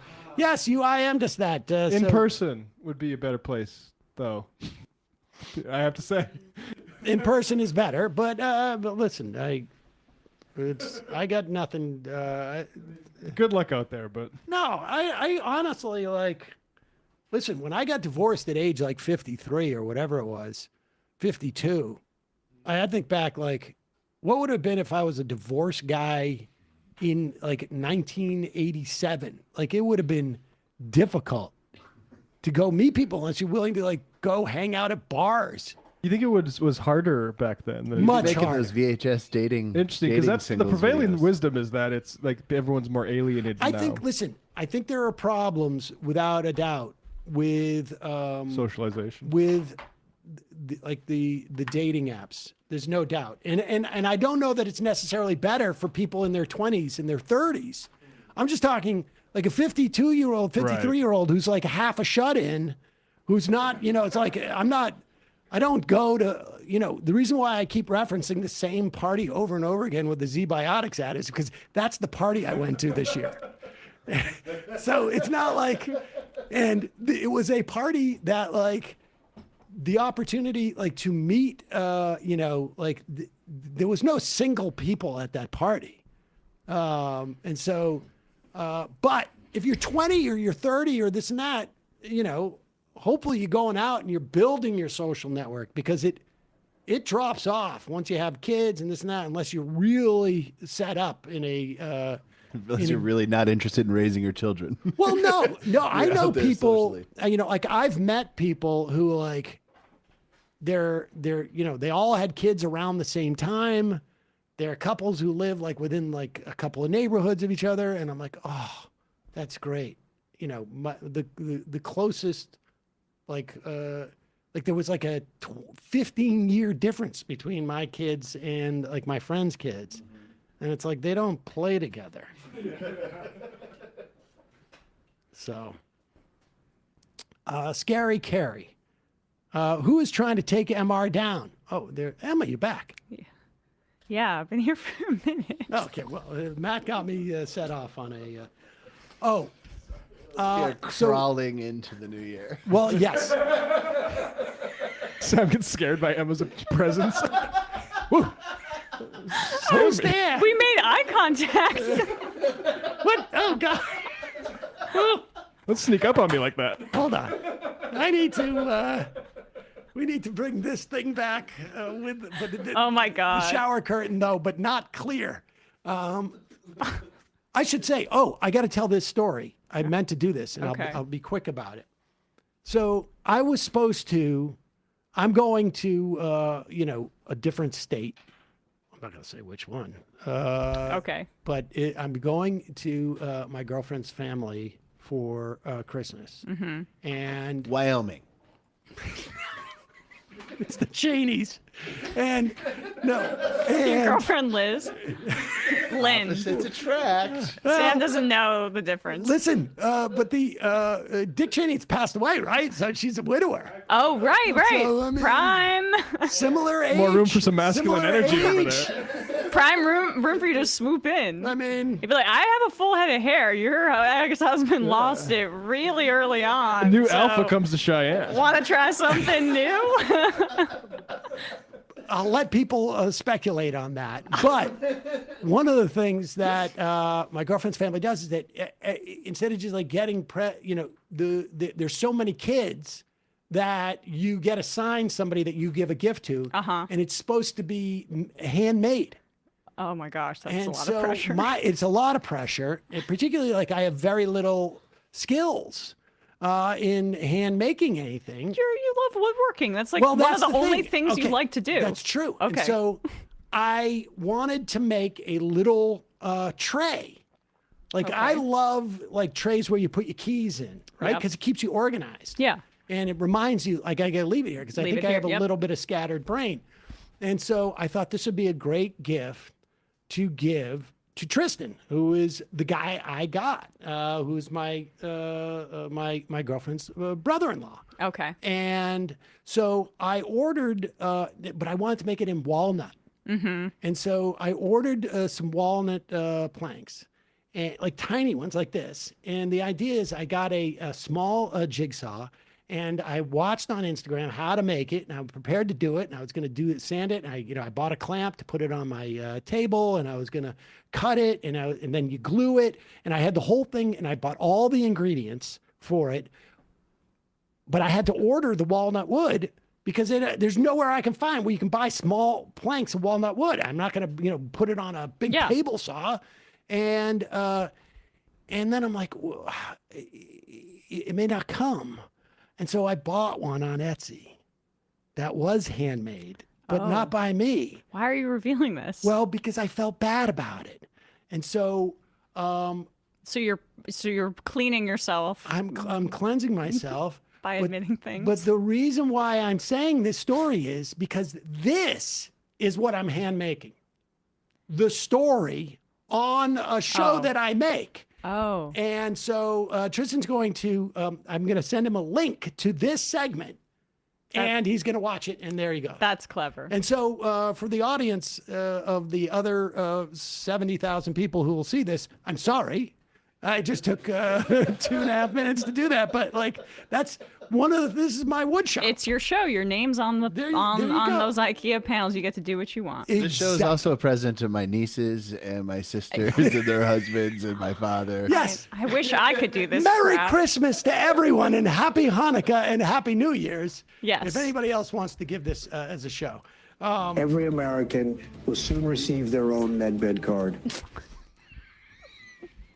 There you go. What do we have here? Okay, what's your... Huh? Oh, oof. Oh, no, here's one. Here's number 21. Let's go through this. This is... Oh, you know what? Let's hold on to this. 'Cause Okay. we'll talk about this later. This whole, like, white guys are getting discriminated against story Okay. that has come out. Oh, tell me about it. The only, do you want to do this James Tallarico thing? It's kind of, Yes. Yeah, let's do 13. The Senate primary in Texas is really an important one. I've found Jasmine Crockett to be a very useful partisan in many contexts. I think she's talented and has star power and can do the attacking Republicans thing within like the context of committees really, really well. But I think that there are major concerns about her as a statewide candidate in Texas. And additionally, she's made some comments that are, I just think, really poorly conceived. Like the one that was going viral the other day where she said something about like, we're done picking cotton, kind of referring to immigrants. It's just not like if Blue Texas is anything, but a mirage that we've spoken about every other election cycle or whatever, it could be this year. A mirage that makes consultants rich. Right, it could be this year because one, you have a primary in the Republican Senate, right, with Cornyn and the crazy criminal Ken Paxton, right, Matt? Yeah. And then on the Democratic side, you have Tallarico and Jasmine Crockett, and neither of these candidates are like really left wing or somebody like a Bernie Sanders or an AOC that we can feel like, okay, this is more representative of our ideology. But Tallarico is doing this kind of, kindness Christian thing that I think could be really potent because Trump is so obviously sadistic and he's more principled than I think you might think. This was a question at a town hall he had where he was asked about Gaza, and I thought his answer was pretty good. What would you say to people who would say that you are not as cultivated in foreign policy in the Senate, that maybe some of yours, and what do you plan to do once you're in the Senate to come up to speed, or what policies would you focus on? Yeah, it's a great question. I don't bring a lot of DC experience to this race, I'll be honest with you. But I think that the experience I bring as a public school teacher, as a fighter for working people in the halls of the state capitol, is exactly the kind of experience we need in Washington, D.C. I'm the outsider, and I think we need more outsider energy in our nation's capital. But I'll be honest with you, I haven't legislated on foreign policy as a state lawmaker. But I do have strong opinions, I do have strong views, and I have already started to articulate those positions on the campaign trail. I want to talk about one in particular that I think weighs on my heart as an educator, as someone who works with kids, and that's what's happening in Gaza. The theologian who said, I screamed at God for the starving children until I realized the starving children was God screaming at me. God is screaming at all of us in Gaza as we speak. I will use every bit of financial and diplomatic leverage that this country has to end the atrocities in Palestine. I already said, I will not use your tax dollars to fund these war crimes. I will vote to ban offensive weapons to Israel. And I have never taken a dime from AIPAC, and I have already committed to military.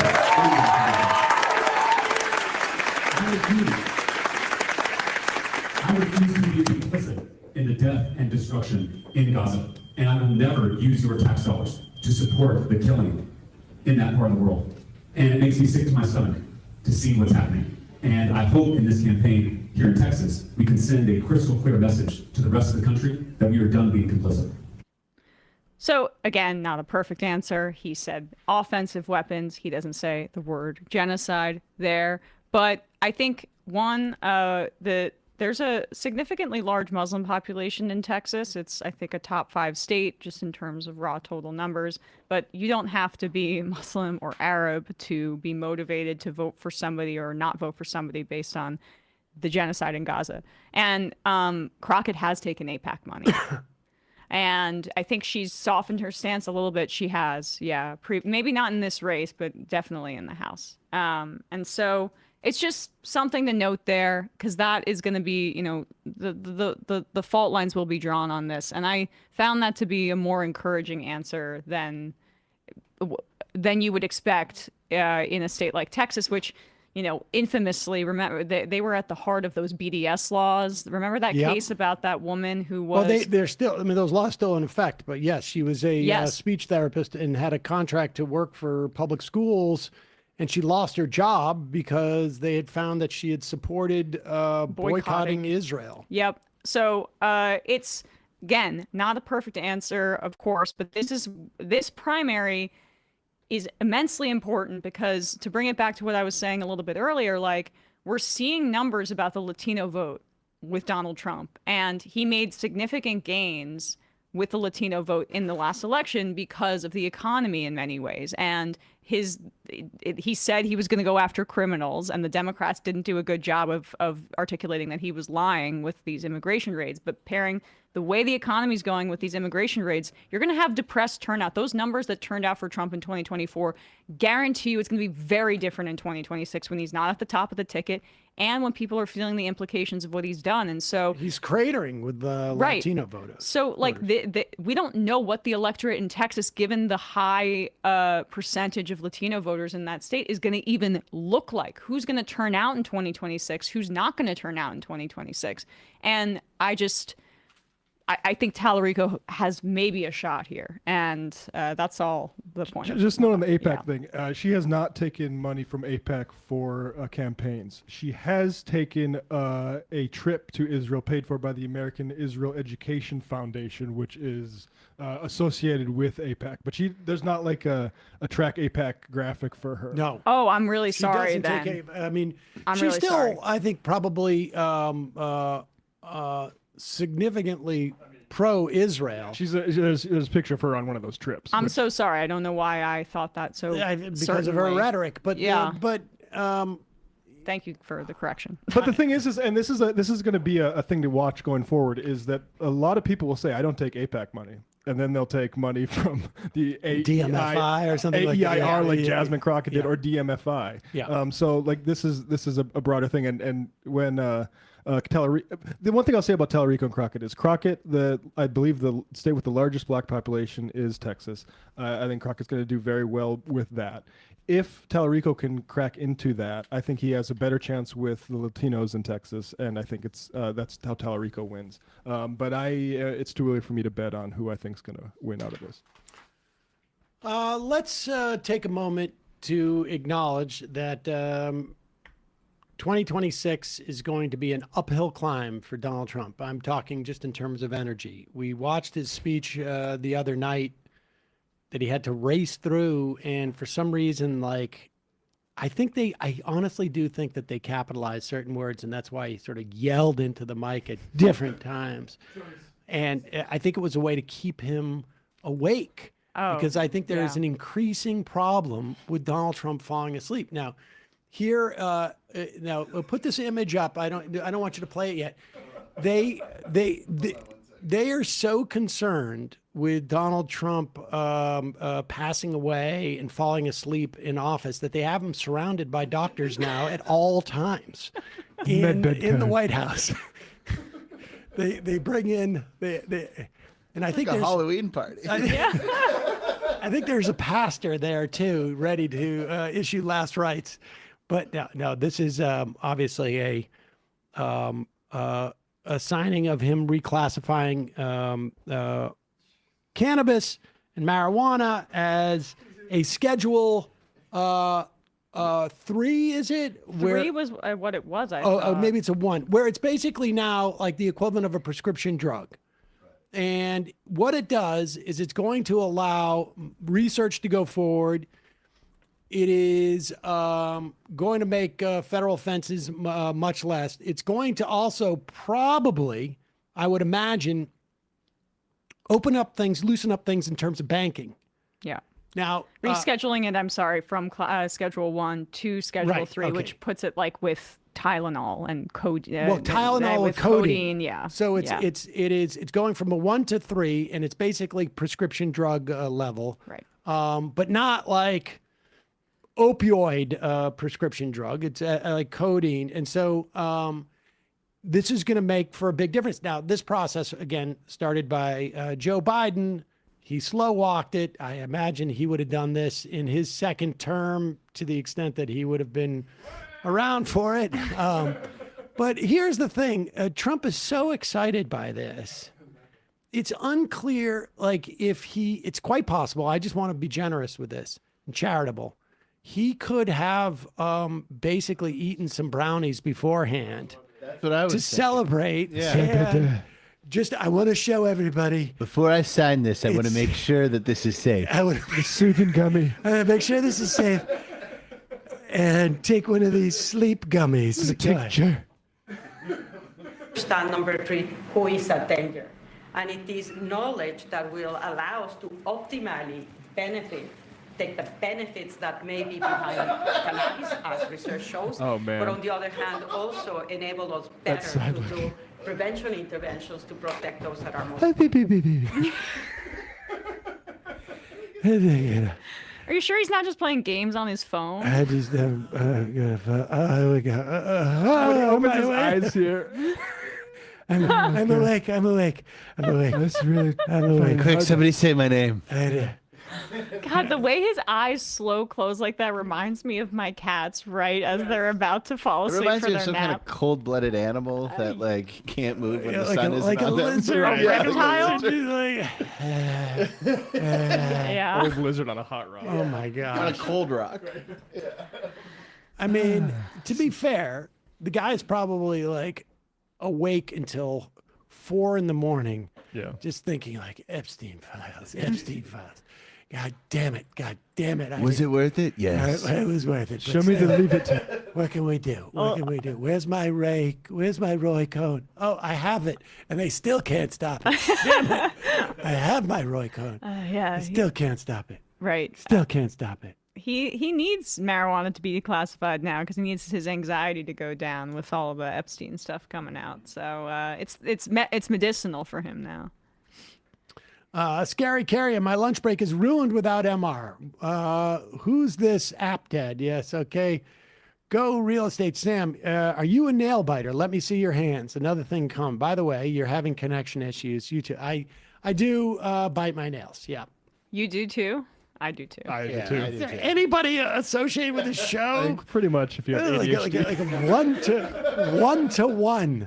When I do like a media appearance, sometimes I pick at my fingernails so badly. When I did Tim Pool, I came out and I went to the bathroom and my finger was just like I'd ripped off part of my skin. And CNN. That's so you can stay like still up top. I know, but like I don't even feel it at the time. It's crazy. Adrenaline. 629 area code pediatrics. Schedule 1 means high risk of abuse, addiction with no medicinal benefits. Schedule 2 is a high risk with some medicinal benefit. Schedule 3 is moderate abuse potential and has medicinal benefit. Nailed it. And Kowalski, Nebraska. Howdy, Majority Report. In some good personal news, my YouTube channel, Prairie Fire Nebraska, got to 10,000 subs last night. Woo! And I had a video get 115,000 views. Damn. That's awesome. Binder says the algorithm likes farm content, so he's not too surprised to see the success. Personally, I feel like I'm breaking the glass ceiling for opinionated, heteronormative cis white men expressing their thoughts on the internet, which has never been done before. But regardless, I want to thank MR and Left Reckoning and the associated communities for their support. Should have a new video out this weekend. Left is best. If you are a white man and have like a truck or something and can take a video that looks aesthetically like a right-wing one, now is your time to tap in and propagandize with that aesthetic. Yeah, that's helpful. Let's see what else we got here. You want to do some CPAC stuff? well, or not CPAC, TPUSA. Let's do that in a second. The board that is in charge of the Kennedy Center had a vote to change the name of the Kennedy Center to, can anybody guess? This is the board of the trustees Harriet of the John F. Tubman Kennedy Center for Performing Arts voted Thursday to rename the facility The Robert E. Lee Center. after both Closer. the former president, that would be Kennedy, and of course, a huge patron of the arts, Donald Trump. The Kennedy to do Center board drawings. voted unanimously today to name the institution the Donald J. Trump and the John F. Kennedy Memorial Center for the Performing Arts. Now, We're showing Phantom of the Opera Well, every cats. night. but here's the question. Why would it be the Donald J. Trump and John F. Kennedy Memorial Center. Is it possible that Donald Trump has already passed away? And that's a There is a two It's like Trump Paul theory out McCartney there. all over again. Is there a two There's Trump theory yeah, out and there? they wear different tie colors. So Ah, you know which Trump there is. Slightly less red. The problem is that the person they got to impersonate Trump is 98 years old, and that's why he keeps falling asleep so much. At an Oval Office event later that day, Trump said he was honored and surprised by the vote. This was brought up by one of the very distinguished board members, and they voted on it. There's a lot of board members, and they voted unanimously. So surprised by this. Well, it may not come to a surprise to the rest of you that the vote was, in fact, not unanimous. One of the ways to get to a unanimous vote is to keep people who are going to vote against it from actually voting. This is Representative Joyce Beatty, who sits on that very board. I'm Congresswoman Joyce Beatty. I'm sitting here in my congressional office in Washington, D.C., just ending a call with the Kennedy Center, where I serve as an ex officio member. I am bringing this to you live today because what you may hear is that there was a unanimous vote to rename the Kennedy Center the Trump Center. Be clear, I was on that call, and as I tried to push my button to voice my concern, to ask questions, and certainly not to vote in support of this, I was muted. Each time I tried to speak, I was muted. Participants were not allowed to voice their concerns who were online. Yet it was said at the end, it was a unanimous vote. Clearly, the Congress has a say in this. This center, the Kennedy Center, was created by the Congress. I think it's important for us to know that this is just another attempt to evade the law and not let the people have a say. As a strong supporter of the arts, as someone during my entire time here in Congress, I have participated in the Kennedy Center's programs, and I salute all the artists who have performed there. Okay. I hope RFK Jr. is very, very proud. And I would like to see Donald Trump rename well, I guess the RFK bridge is now used to be the Triborough Bridge. RFK Jr. Bridge. Maybe, no, I think it should be the Trump Bridge. Let's just do it. I was going to say you could call it the Trump Kennedy Jr. Center instead of the Trump Kennedy Center. Too. This could be a great way. This could be a great way to get the Kennedy legacy completely erased from our body politic.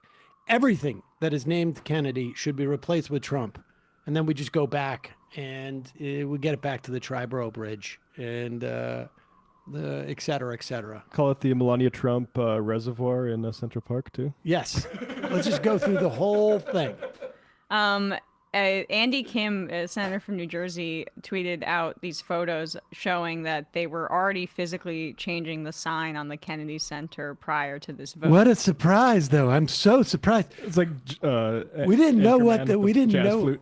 Yeah. We didn't know what it was. Let's see those pictures. Put those pictures. Oh, I just searched Kennedy Center and you can find it, but I can also send What- it. I think. I'm so surprised, though. How did they? One of the things that's great about the Kennedy Center workers, they're all clairvoyants. We only hire people who can see into the future. Look at that! I'm so They're already- surprised. Also, you got my notes on the fonts, right? No, go to the next one. Maybe they show the there was another photo that I saw too that showed that the font is very similar that they're using, but it's just extremely pathetic. I love symbolic manipulation. It's really great when the prices are really high, too high to like buy a computer or like look for a new apartment. That names of things change. It's expensive, but keep in mind, I changed the name of the Kennedy Center, so. I'd like to see Lutnick go out and say that. Yes. Now they're calling it Gilbert and Sullivan and Trump. Should we hear from the medical experts in the country? Sure. Incidentally, should we start with Mehmet Oz, or should we start with Kennedy? Let's start with Kennedy. Yeah, 1920. We should tell you that not only have we broken a record with measles cases, which in this country was all but done with 20 years ago, we now have chicken soup and a day off. 2,000 cases of measles in the country. It is burning through South Carolina, apparently. And here is, and we also have a new problem, whooping cough, which is, of course, really dangerous for children. Is there a vaccine for that? There is a vaccine for that, but because That's of how old I am. I had that as a kid. But is there a needle involved? That's scary. we now have congratulations to Robert Kennedy. His anti-vax program now has increased the spread of whooping cough because you no longer they've created enough vaccine hesitancy that people are no longer getting vaxxed. So it's not just anti-vax people too who are doing this. It's all the babies from like COVID who are like, I'm not a sheeple. I'm gonna subject my child to perhaps the whooping cough. But perhaps more disgusting, more disgusting. Here is RFK Jr. going out and basically using the power. And we should say the Biden administration tried to do this with Medicaid and Medicare in terms of like abortion rights, and the Supreme Court rejected it. I imagine this is illegal. This would be found illegal if you didn't have a Supreme Court where they are just anti-trans as a matter of, that's just their perspective. But here is Kennedy announcing that they're going to revoke funding from hospitals that get any type of Medicare or Medicaid, which is basically every hospital in the country, if they are offering any type of gender-affirming care. The FDA, go ahead, let's just play this and then we'll just add to it. Additionally, CMS is proposing two new rules. The first rule will bar hospitals that participate in Medicare and Medicaid, which is almost every hospital, from performing these dangerous and harmful procedures. The second rule prohibits the federal Medicaid dollars from funding the sex-rejecting procedures on minors. The FDA is issuing warning letters to 12 manufacturers of breast binders, which are medical devices used for purposes such as assistance in recovery from cancer-related mastectomies. The FDA is telling these companies that the illegal marketing of breast binders to children for the purpose of treating gender dysphoria commits significant regulatory violations and requires swift congressional or corrective action. If the manufacturers don't comply, they could face enforcement actions, including product seizures. Okay, that last part are binders which used to flatten breast tissue. Now, no word if we're also going to impose these restrictions on girls who want to have breast reduction surgery, which happens just because That's illegal now. You gotta go with what God gave you. Yeah. Unless, we should also say, they say minors, but it's anybody under the age of 20. So now you're a minor if you are 18 or 19 in this instance, according to the Trump administration.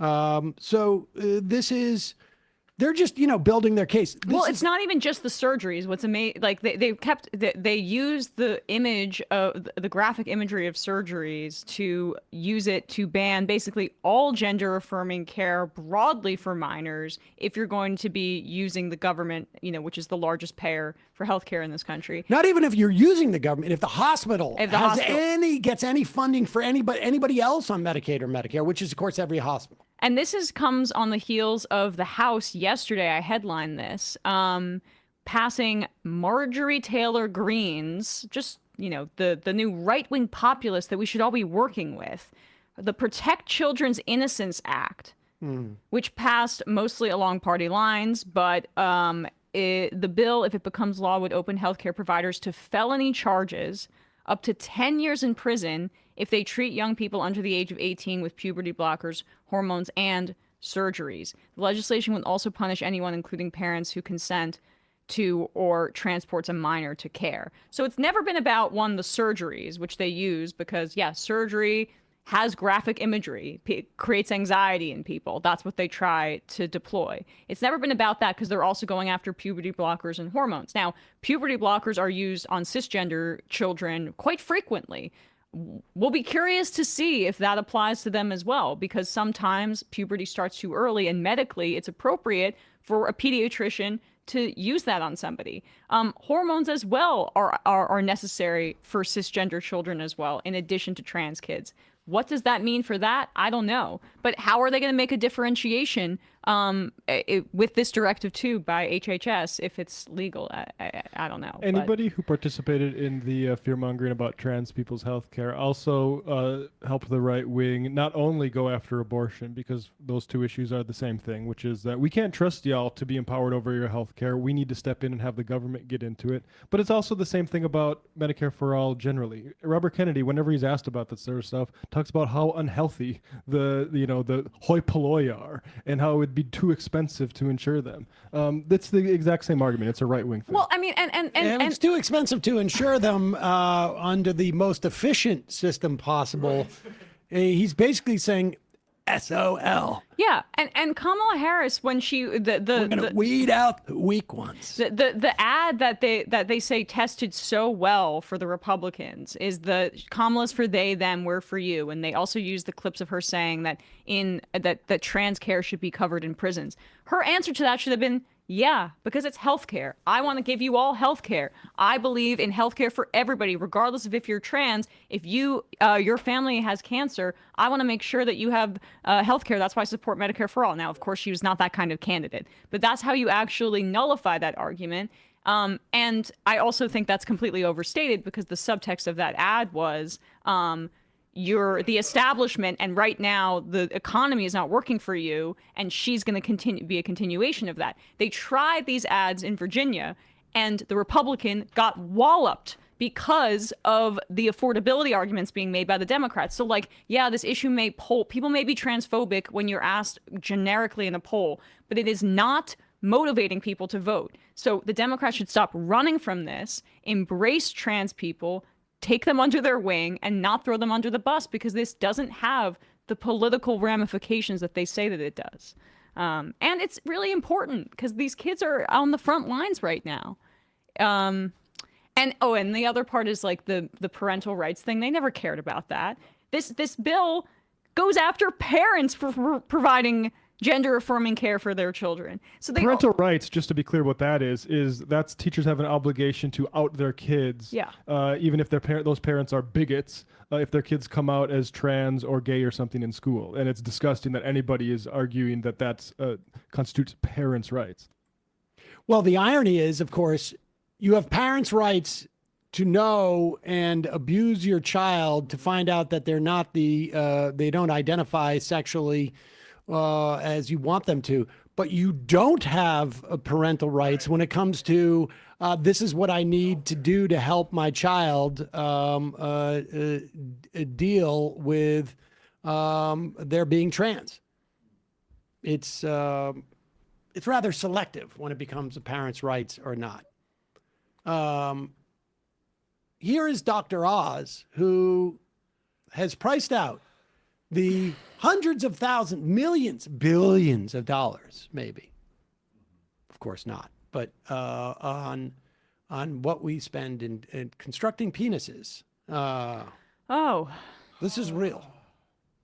Vaginoplasty, a procedure a child does not need, costs $60,000. Shockingly, a phalloplasty, the creation of a penis, costs on average in America, according to this data, high quality, $150,000 per child. I do believe, with doing some work, that these prices have continued to increase with increasing manufacturer demand. And I must point out that the creation of a vagina, in that case of a phalloplasty, or a scrotoplasty where you add testicles, that's extra. Vaginoplasty. It is not as common as they describe for trans people to even get top and bottom surgeries. I'm going to try to find the numbers here exactly. But yeah, it is incredibly expensive. Healthcare is outrageously expensive in this country. And most trans people don't have the luxury of being able to have all that money lying around for surgeries that could benefit them. And the basic, like, minimum care that we're talking about, whether it's puberty blockers for kids or just hormones, which is necessary trans-affirming care, baseline, it's under assault right now by the same HHS and the Republican Party. Yeah. The T.H. Chan School of Public Health teamed up with doctors from Harvard Medical School, Boston Children's Hospital, and Brown University of Public Health to find out how many kids get gender-affirming surgery. That includes creation of a penis or vagina, scrotoplasty, clitoroplasty, vaginoplasty, urethroplasty, all of the plasties. There's a whole jaw surgery, et cetera, et cetera. Zero. First, they scanned for the number of gender affirming provided to people with a transgender diagnosis. Of the 266 gender affirming surgeries they found in 2019, 0 were performed on children under the age of 12. Yep. Surgeons gave up to 3 procedures to children between 13 and 14. That can include like face surgery. Surgeons gave up to 3 procedures to children 13 and 14, 3. And 80 to 15 to 17-year-olds. In 2019, only 85 transgender children received gender-affirming procedures. The vast majority of those children would have been aged 15 to 17 years old. Right.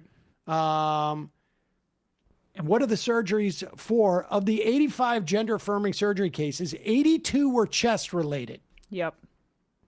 So top they have surgery. to lie about all. It's Yep. all about, making penises for 8-year-olds. In 2019, doctors performed 787 breast reduction surgeries on cisgender males and trans identifying people in their sample. 636. So, incidentally, you can have gender affirming care if you're a male who's afraid that their breasts are too big. Yep. Which is weird. Which is it's weird in the sense that you would allow that. You can have gender affirming care if it is to affirm the construct of your gender that aligns with your biology at birth. Yep. Yep. And granting that you need to do that suggests that misalignment can happen. Exactly. It's hard to find exact stats on this, but most of the consensus really is that a majority of trans people don't undergo genital surgery. They'll pursue gender-affirming care, and chest surgery, as Sam was delineating, is very different than the genital surgeries he's talking about there. Because, like, because of the cost of it, they're trying to say that there's this, like, cottage industry of doctors that are doing this for money. What about the whole Trump freaking cabinet that has had their face reconstructed over and over again, has had filler up the wazoo? Is that gender affirming care? How about all the hair transplants that Elon Musk has gotten? Let's ban that. If it's 150 it's per surgery child, involved, and we know that there's probably like maybe one or two minors who are having this surgery annually, we're talking a couple of $100,000. And here's the thing. I don't care about how much anything costs in medicine. If a person needs it, the government should provide it. We shouldn't be like this whole thing. These are miserly rich people that just don't want to pay taxes. Exactly. Dr. Oz knows nothing about expensive medical procedures. I'd like to go through a list of like what his show covered and advocated for that was total bunk garbage that probably removed people from their money, because these libertarian healthcare people are just about their grift, not about general public health. I mean, Maha is one of the largest frauds perpetuated on the American people in like recent history. Yeah. Let's save 21 and 22 for Monday. But let's check in with Joe Rogan, who on a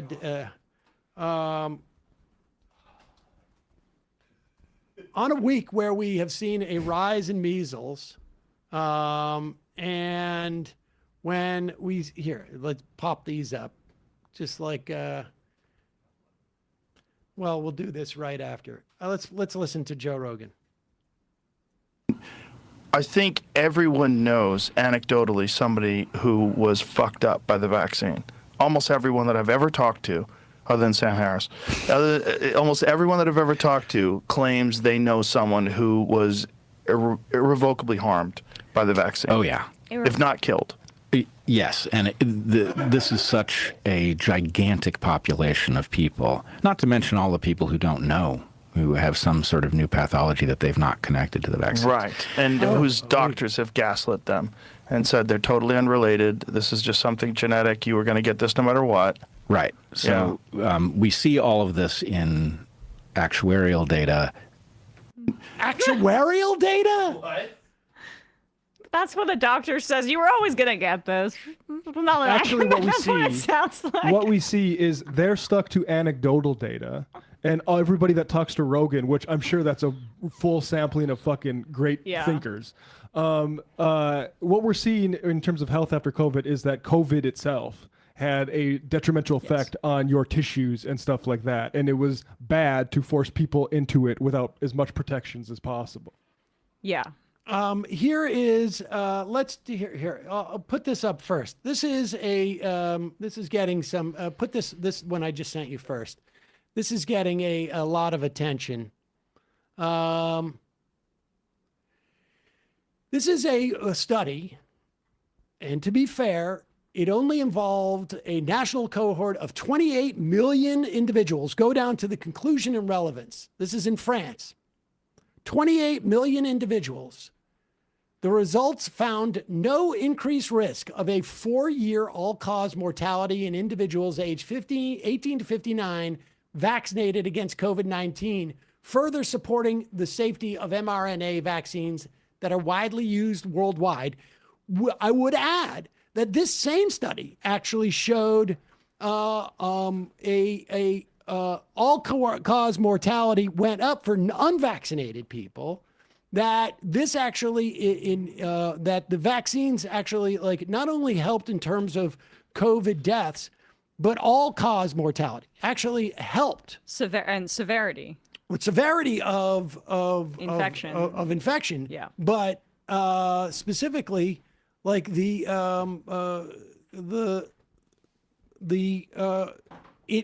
it helped people live. I mean, that's the point.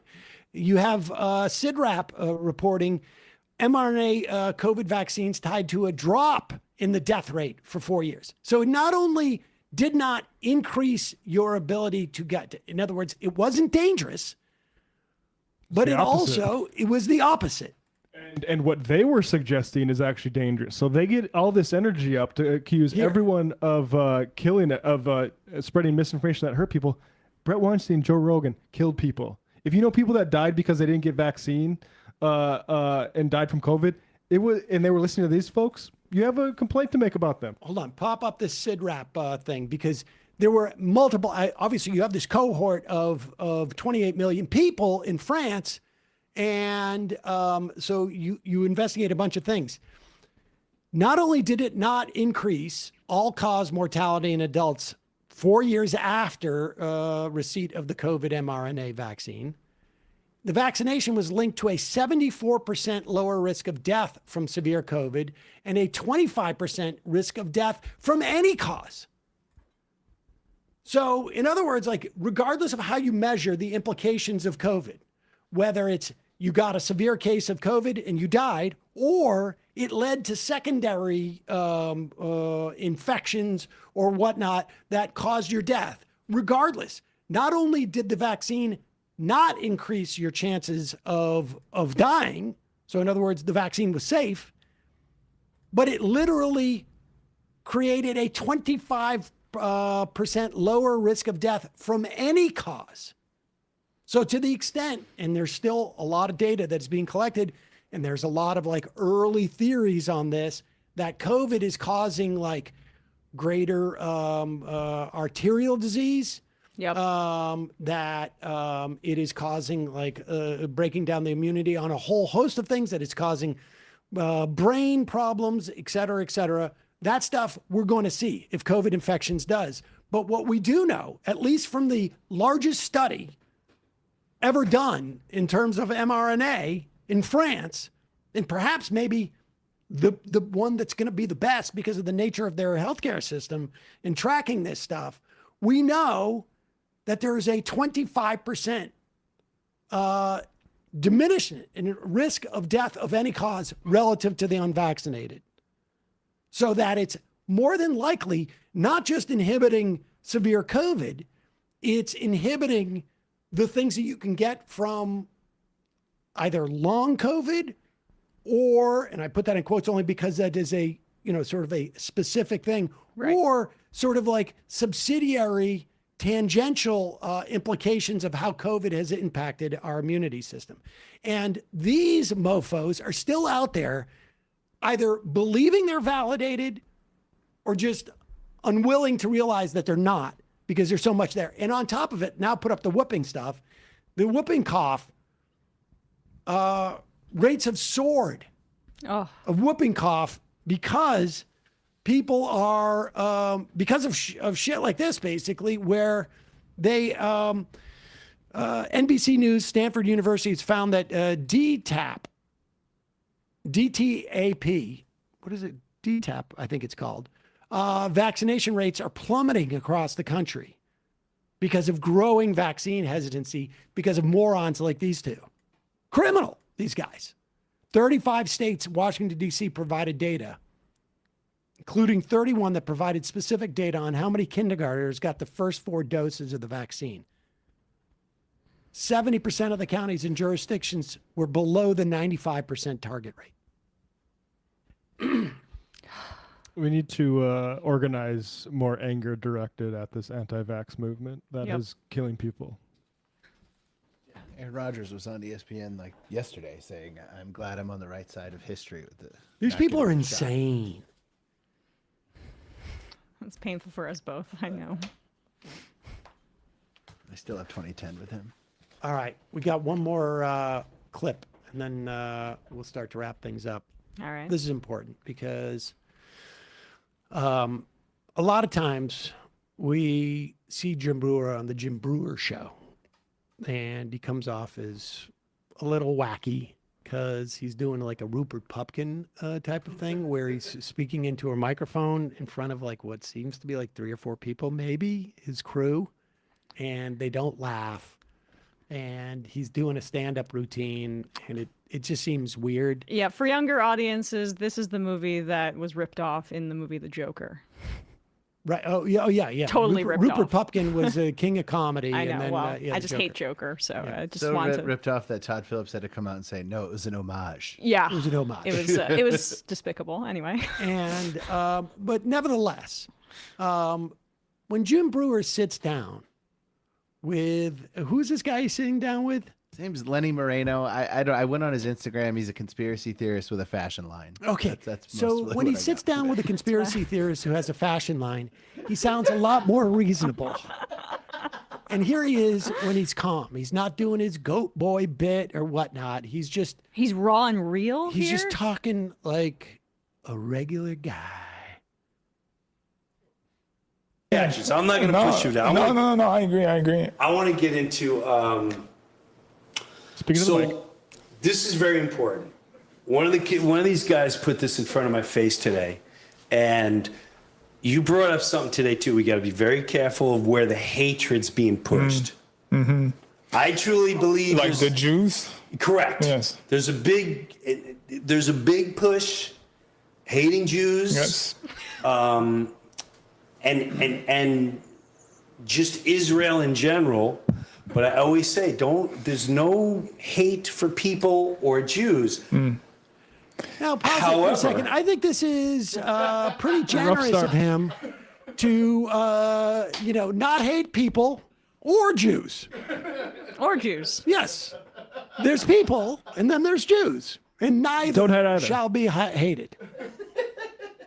I think I applaud that. I think Magnanimous. both people are not deserving of hatred, and nor are Jews. Just Israel in general. But I always say, there's no hate for people or Jews. However, the ones that make decisions for what we call Israel, I find sometimes an issue. So the kids put this in front of me. Put this up on the screen. Now you're telling me. Now listen, don't listen to me. I'm just a knucklehead comedian that looks like he's half lit half the time, even though I'm not.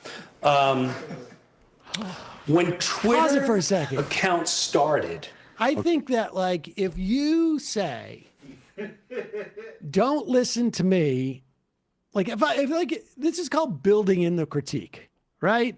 But it's used, and it was used by Rush Limbaugh. I'm just an entertainer. That's what he would say. When he was, incidentally, he was an entertainer who was awarded the Medal of Freedom by Donald Trump because he espoused so much political propaganda. Lies. Not just propaganda. Lies. To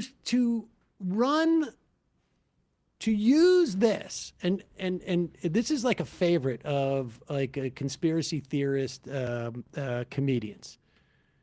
You're not a comedian at that moment. What you are is a conspiracy theorist online, or a racist, or an anti-Semite, or whatever you are. Maybe you're a healthcare advocate. Or But that's a what Jew. you're doing. Like, or a Jew, or, you could also be.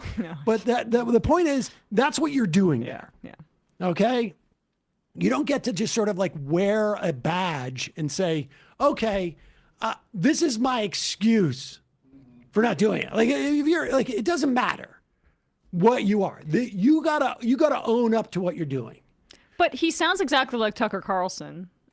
He sounds exactly, and a lot of people are starting to speak this way, and it's just, it's really scary and concerning. Like the normalization right now of anti-Semitism. I know I said this on the show yesterday, but like this Puka Nacua story out of the NFL is horrifying. I mean, he did an anti-Semitic hand gesture on stream with Aiden Ross, and they called it the Jewish dance or something like that. And then you have people doing basically like race science about that girl from I Love LA because she's Jewish on Twitter. It's just, it's really crazy, and it's in part, I would say, due to like the rise of Nick Fuentes, who's increasingly normalized within the party, and a lot of these other creators wanting his audience and being so cynical and depraved and also anti-Semitic genuinely and having like an excuse to do this now. But they are escalating the rhetoric. And the younger you get, the more streamy and online and like Nelk Boys, Aiden Ross guys that you get, the more willing they are to traffic in like deeply anti-Jewish tropes right now. But the problem is, in my estimation, the reason why this is like growing exponentially is because the mechanisms that we have used in the past to inhibit anti-Semitism have been hijacked in defense of what Israel has been doing. Yep. And they have been hijacked, and so it has made it impossible for organizations years and years ago, when the ADL was actually a real organization that was actually out to fight anti-Semitism, and every other apparatus, and every other trusted individual or whatnot, because they deployed anti-Semitism as a way to protect Israel from criticism, from what Israel is doing. Yep. And what what they're doing in terms of like what they doing in Gaza, what they are doing in the West Bank, what they are doing on a daily basis in maintaining an apartheid regime. Because anti-Semitism was used as a shield there, you have broken it. And you have made it impossible, not impossible, but very difficult to look at this and say, like, wait a second.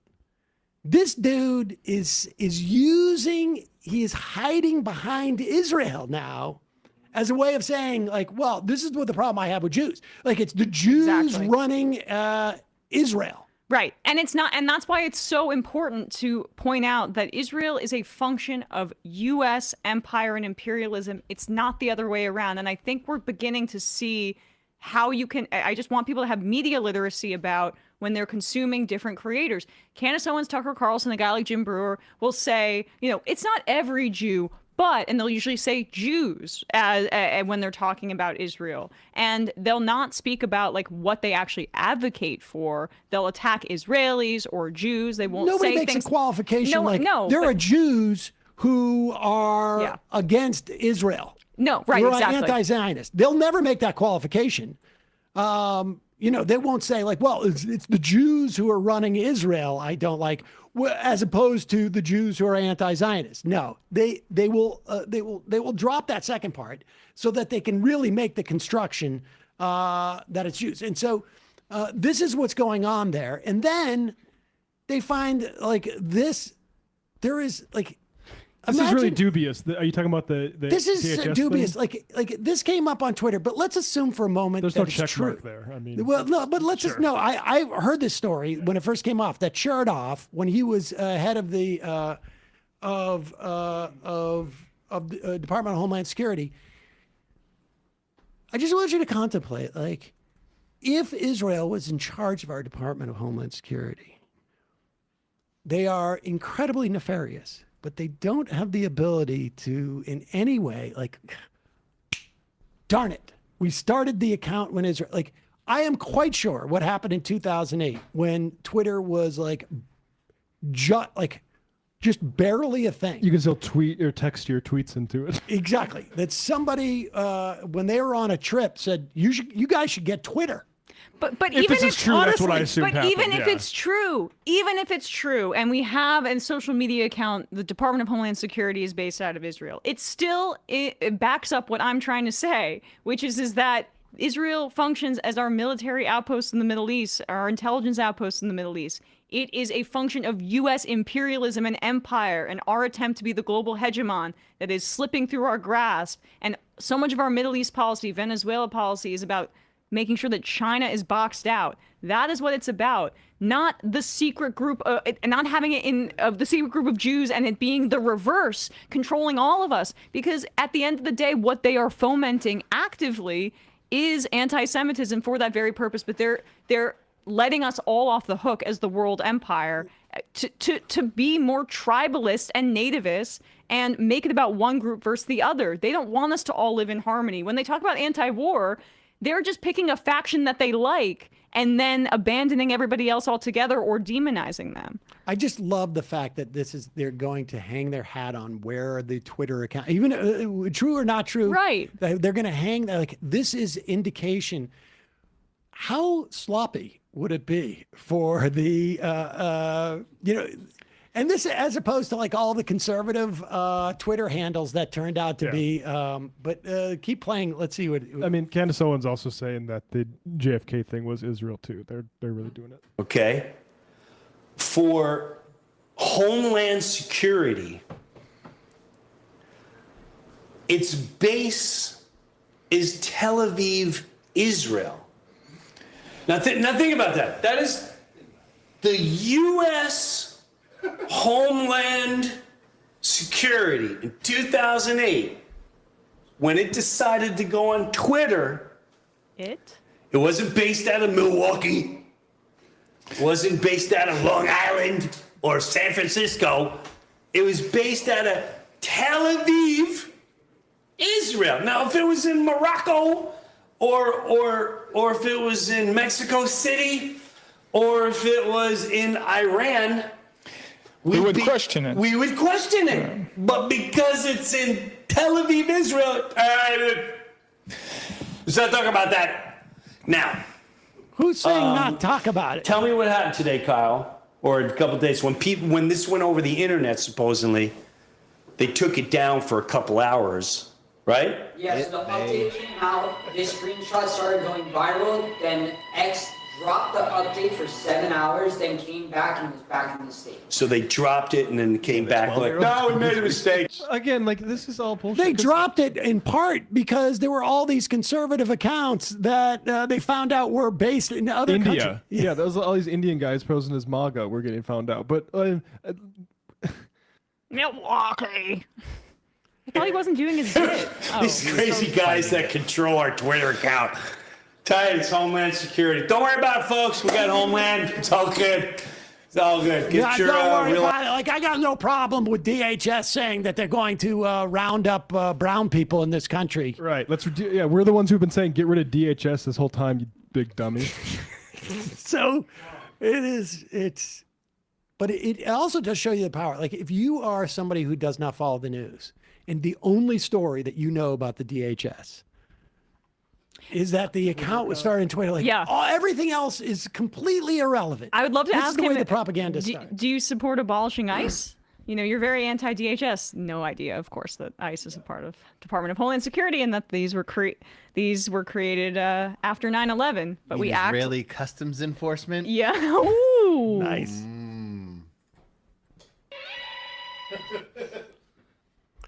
Tired of morons. Folks, I'm going to read some IMs. We'll get out of here. Tomo Blink, happy Casual Friday, folks. The groups for the 2027 Men's Rugby World Cup have been confirmed. USA are in a group with France, Samoa, Japan, and Wales are in a group with England, Tonga, and Zimbabwe. U.S. actually stand a reasonable chance of advancing for the first time ever, but you will be getting demolished by France, LOL. Emma, I know you correctly predicted South Africa would win in 2023, but please do not gamble on 2027 because I don't want to deal with an angry bookie with ties to the mafia. I won't. Carly Chirk. Well, I can't watch the YouTube stream. I have to work, unlike the show. Left is best. Prippery. YouTube has video, no audio. That was from a long time ago. Gerald from New Orleans. Sorry, Matt, but anecdotal data is an oxymoron, usually mocked within the neologism anecdata. I know this won't get read, but I have to let the pedantry out somewhere before I can make it before I can make a tumor. Put it in a notes app, write it out, and then delete it. Good for you. I'm glad you got it out of your system. I'm not going to forget about Kyle and Brandon Truss. As a live Rumble user, I am tired of the abuse. Susie Wiles, can we take a moment to appreciate how insane it is that people voted for this man to be president? Kowalski from Nebraska, I read. Nina Fork. Many times. Did you all not give Hegseth his tribute of a handle of Jack for your internet protection? Nick from Atlanta discovered you guys over a little over a year ago, the election, when I was freaking out looking for some sane voices to listen to. Have scarcely missed a show since. Thank you, guys. Thank you. Anonymous, Donald Trump in an uphill climb in 2026. There's one thing we know from the UN escalator scandal showed us he can climb upstairs with massive effort. However, That was probably what triggered his stroke in the middle of the summer that has led to these monthly Alzheimer's treatments. 629 area code. These dumb grifting mofos have me screaming. I think you should leave. I'm convinced Kennedy is the horseman of pestilence. Wrong. Christmas adventure. Wishing the entire crew a happy holidays. I'll be running the MAGA family holiday gauntlet, but hope all of you have a nice holiday. We will be back Monday and Tuesday of next week. Eric from Montana. My mom died from COVID in the Billings ICU. I'm sorry to hear that. She worked in healthcare and told me prior to contracting COVID that she was afraid of it. She was taking an immunosuppressant for arthritis and had just finished chemo for breast cancer. She developed iron lung from COVID, which is the same as how pneumonia progresses when deadly. We had to deal not only with her unexpected death, but also with guys like Rogan joking that it only kills old fat people. Ha ha. So funny that our trauma is their political grandstand. They're Again, psychopaths. Sorry for your loss. Max left. Final IM of the week.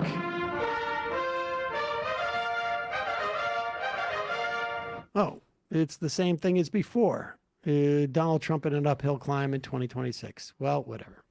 Folks, we'll be back on Monday. Brian is off to the hinterlands. Brian, have I know what that Merry means. Christmas. Well, Matt, Brian, great job this week. Emma, great job this week. Folks, bye-bye.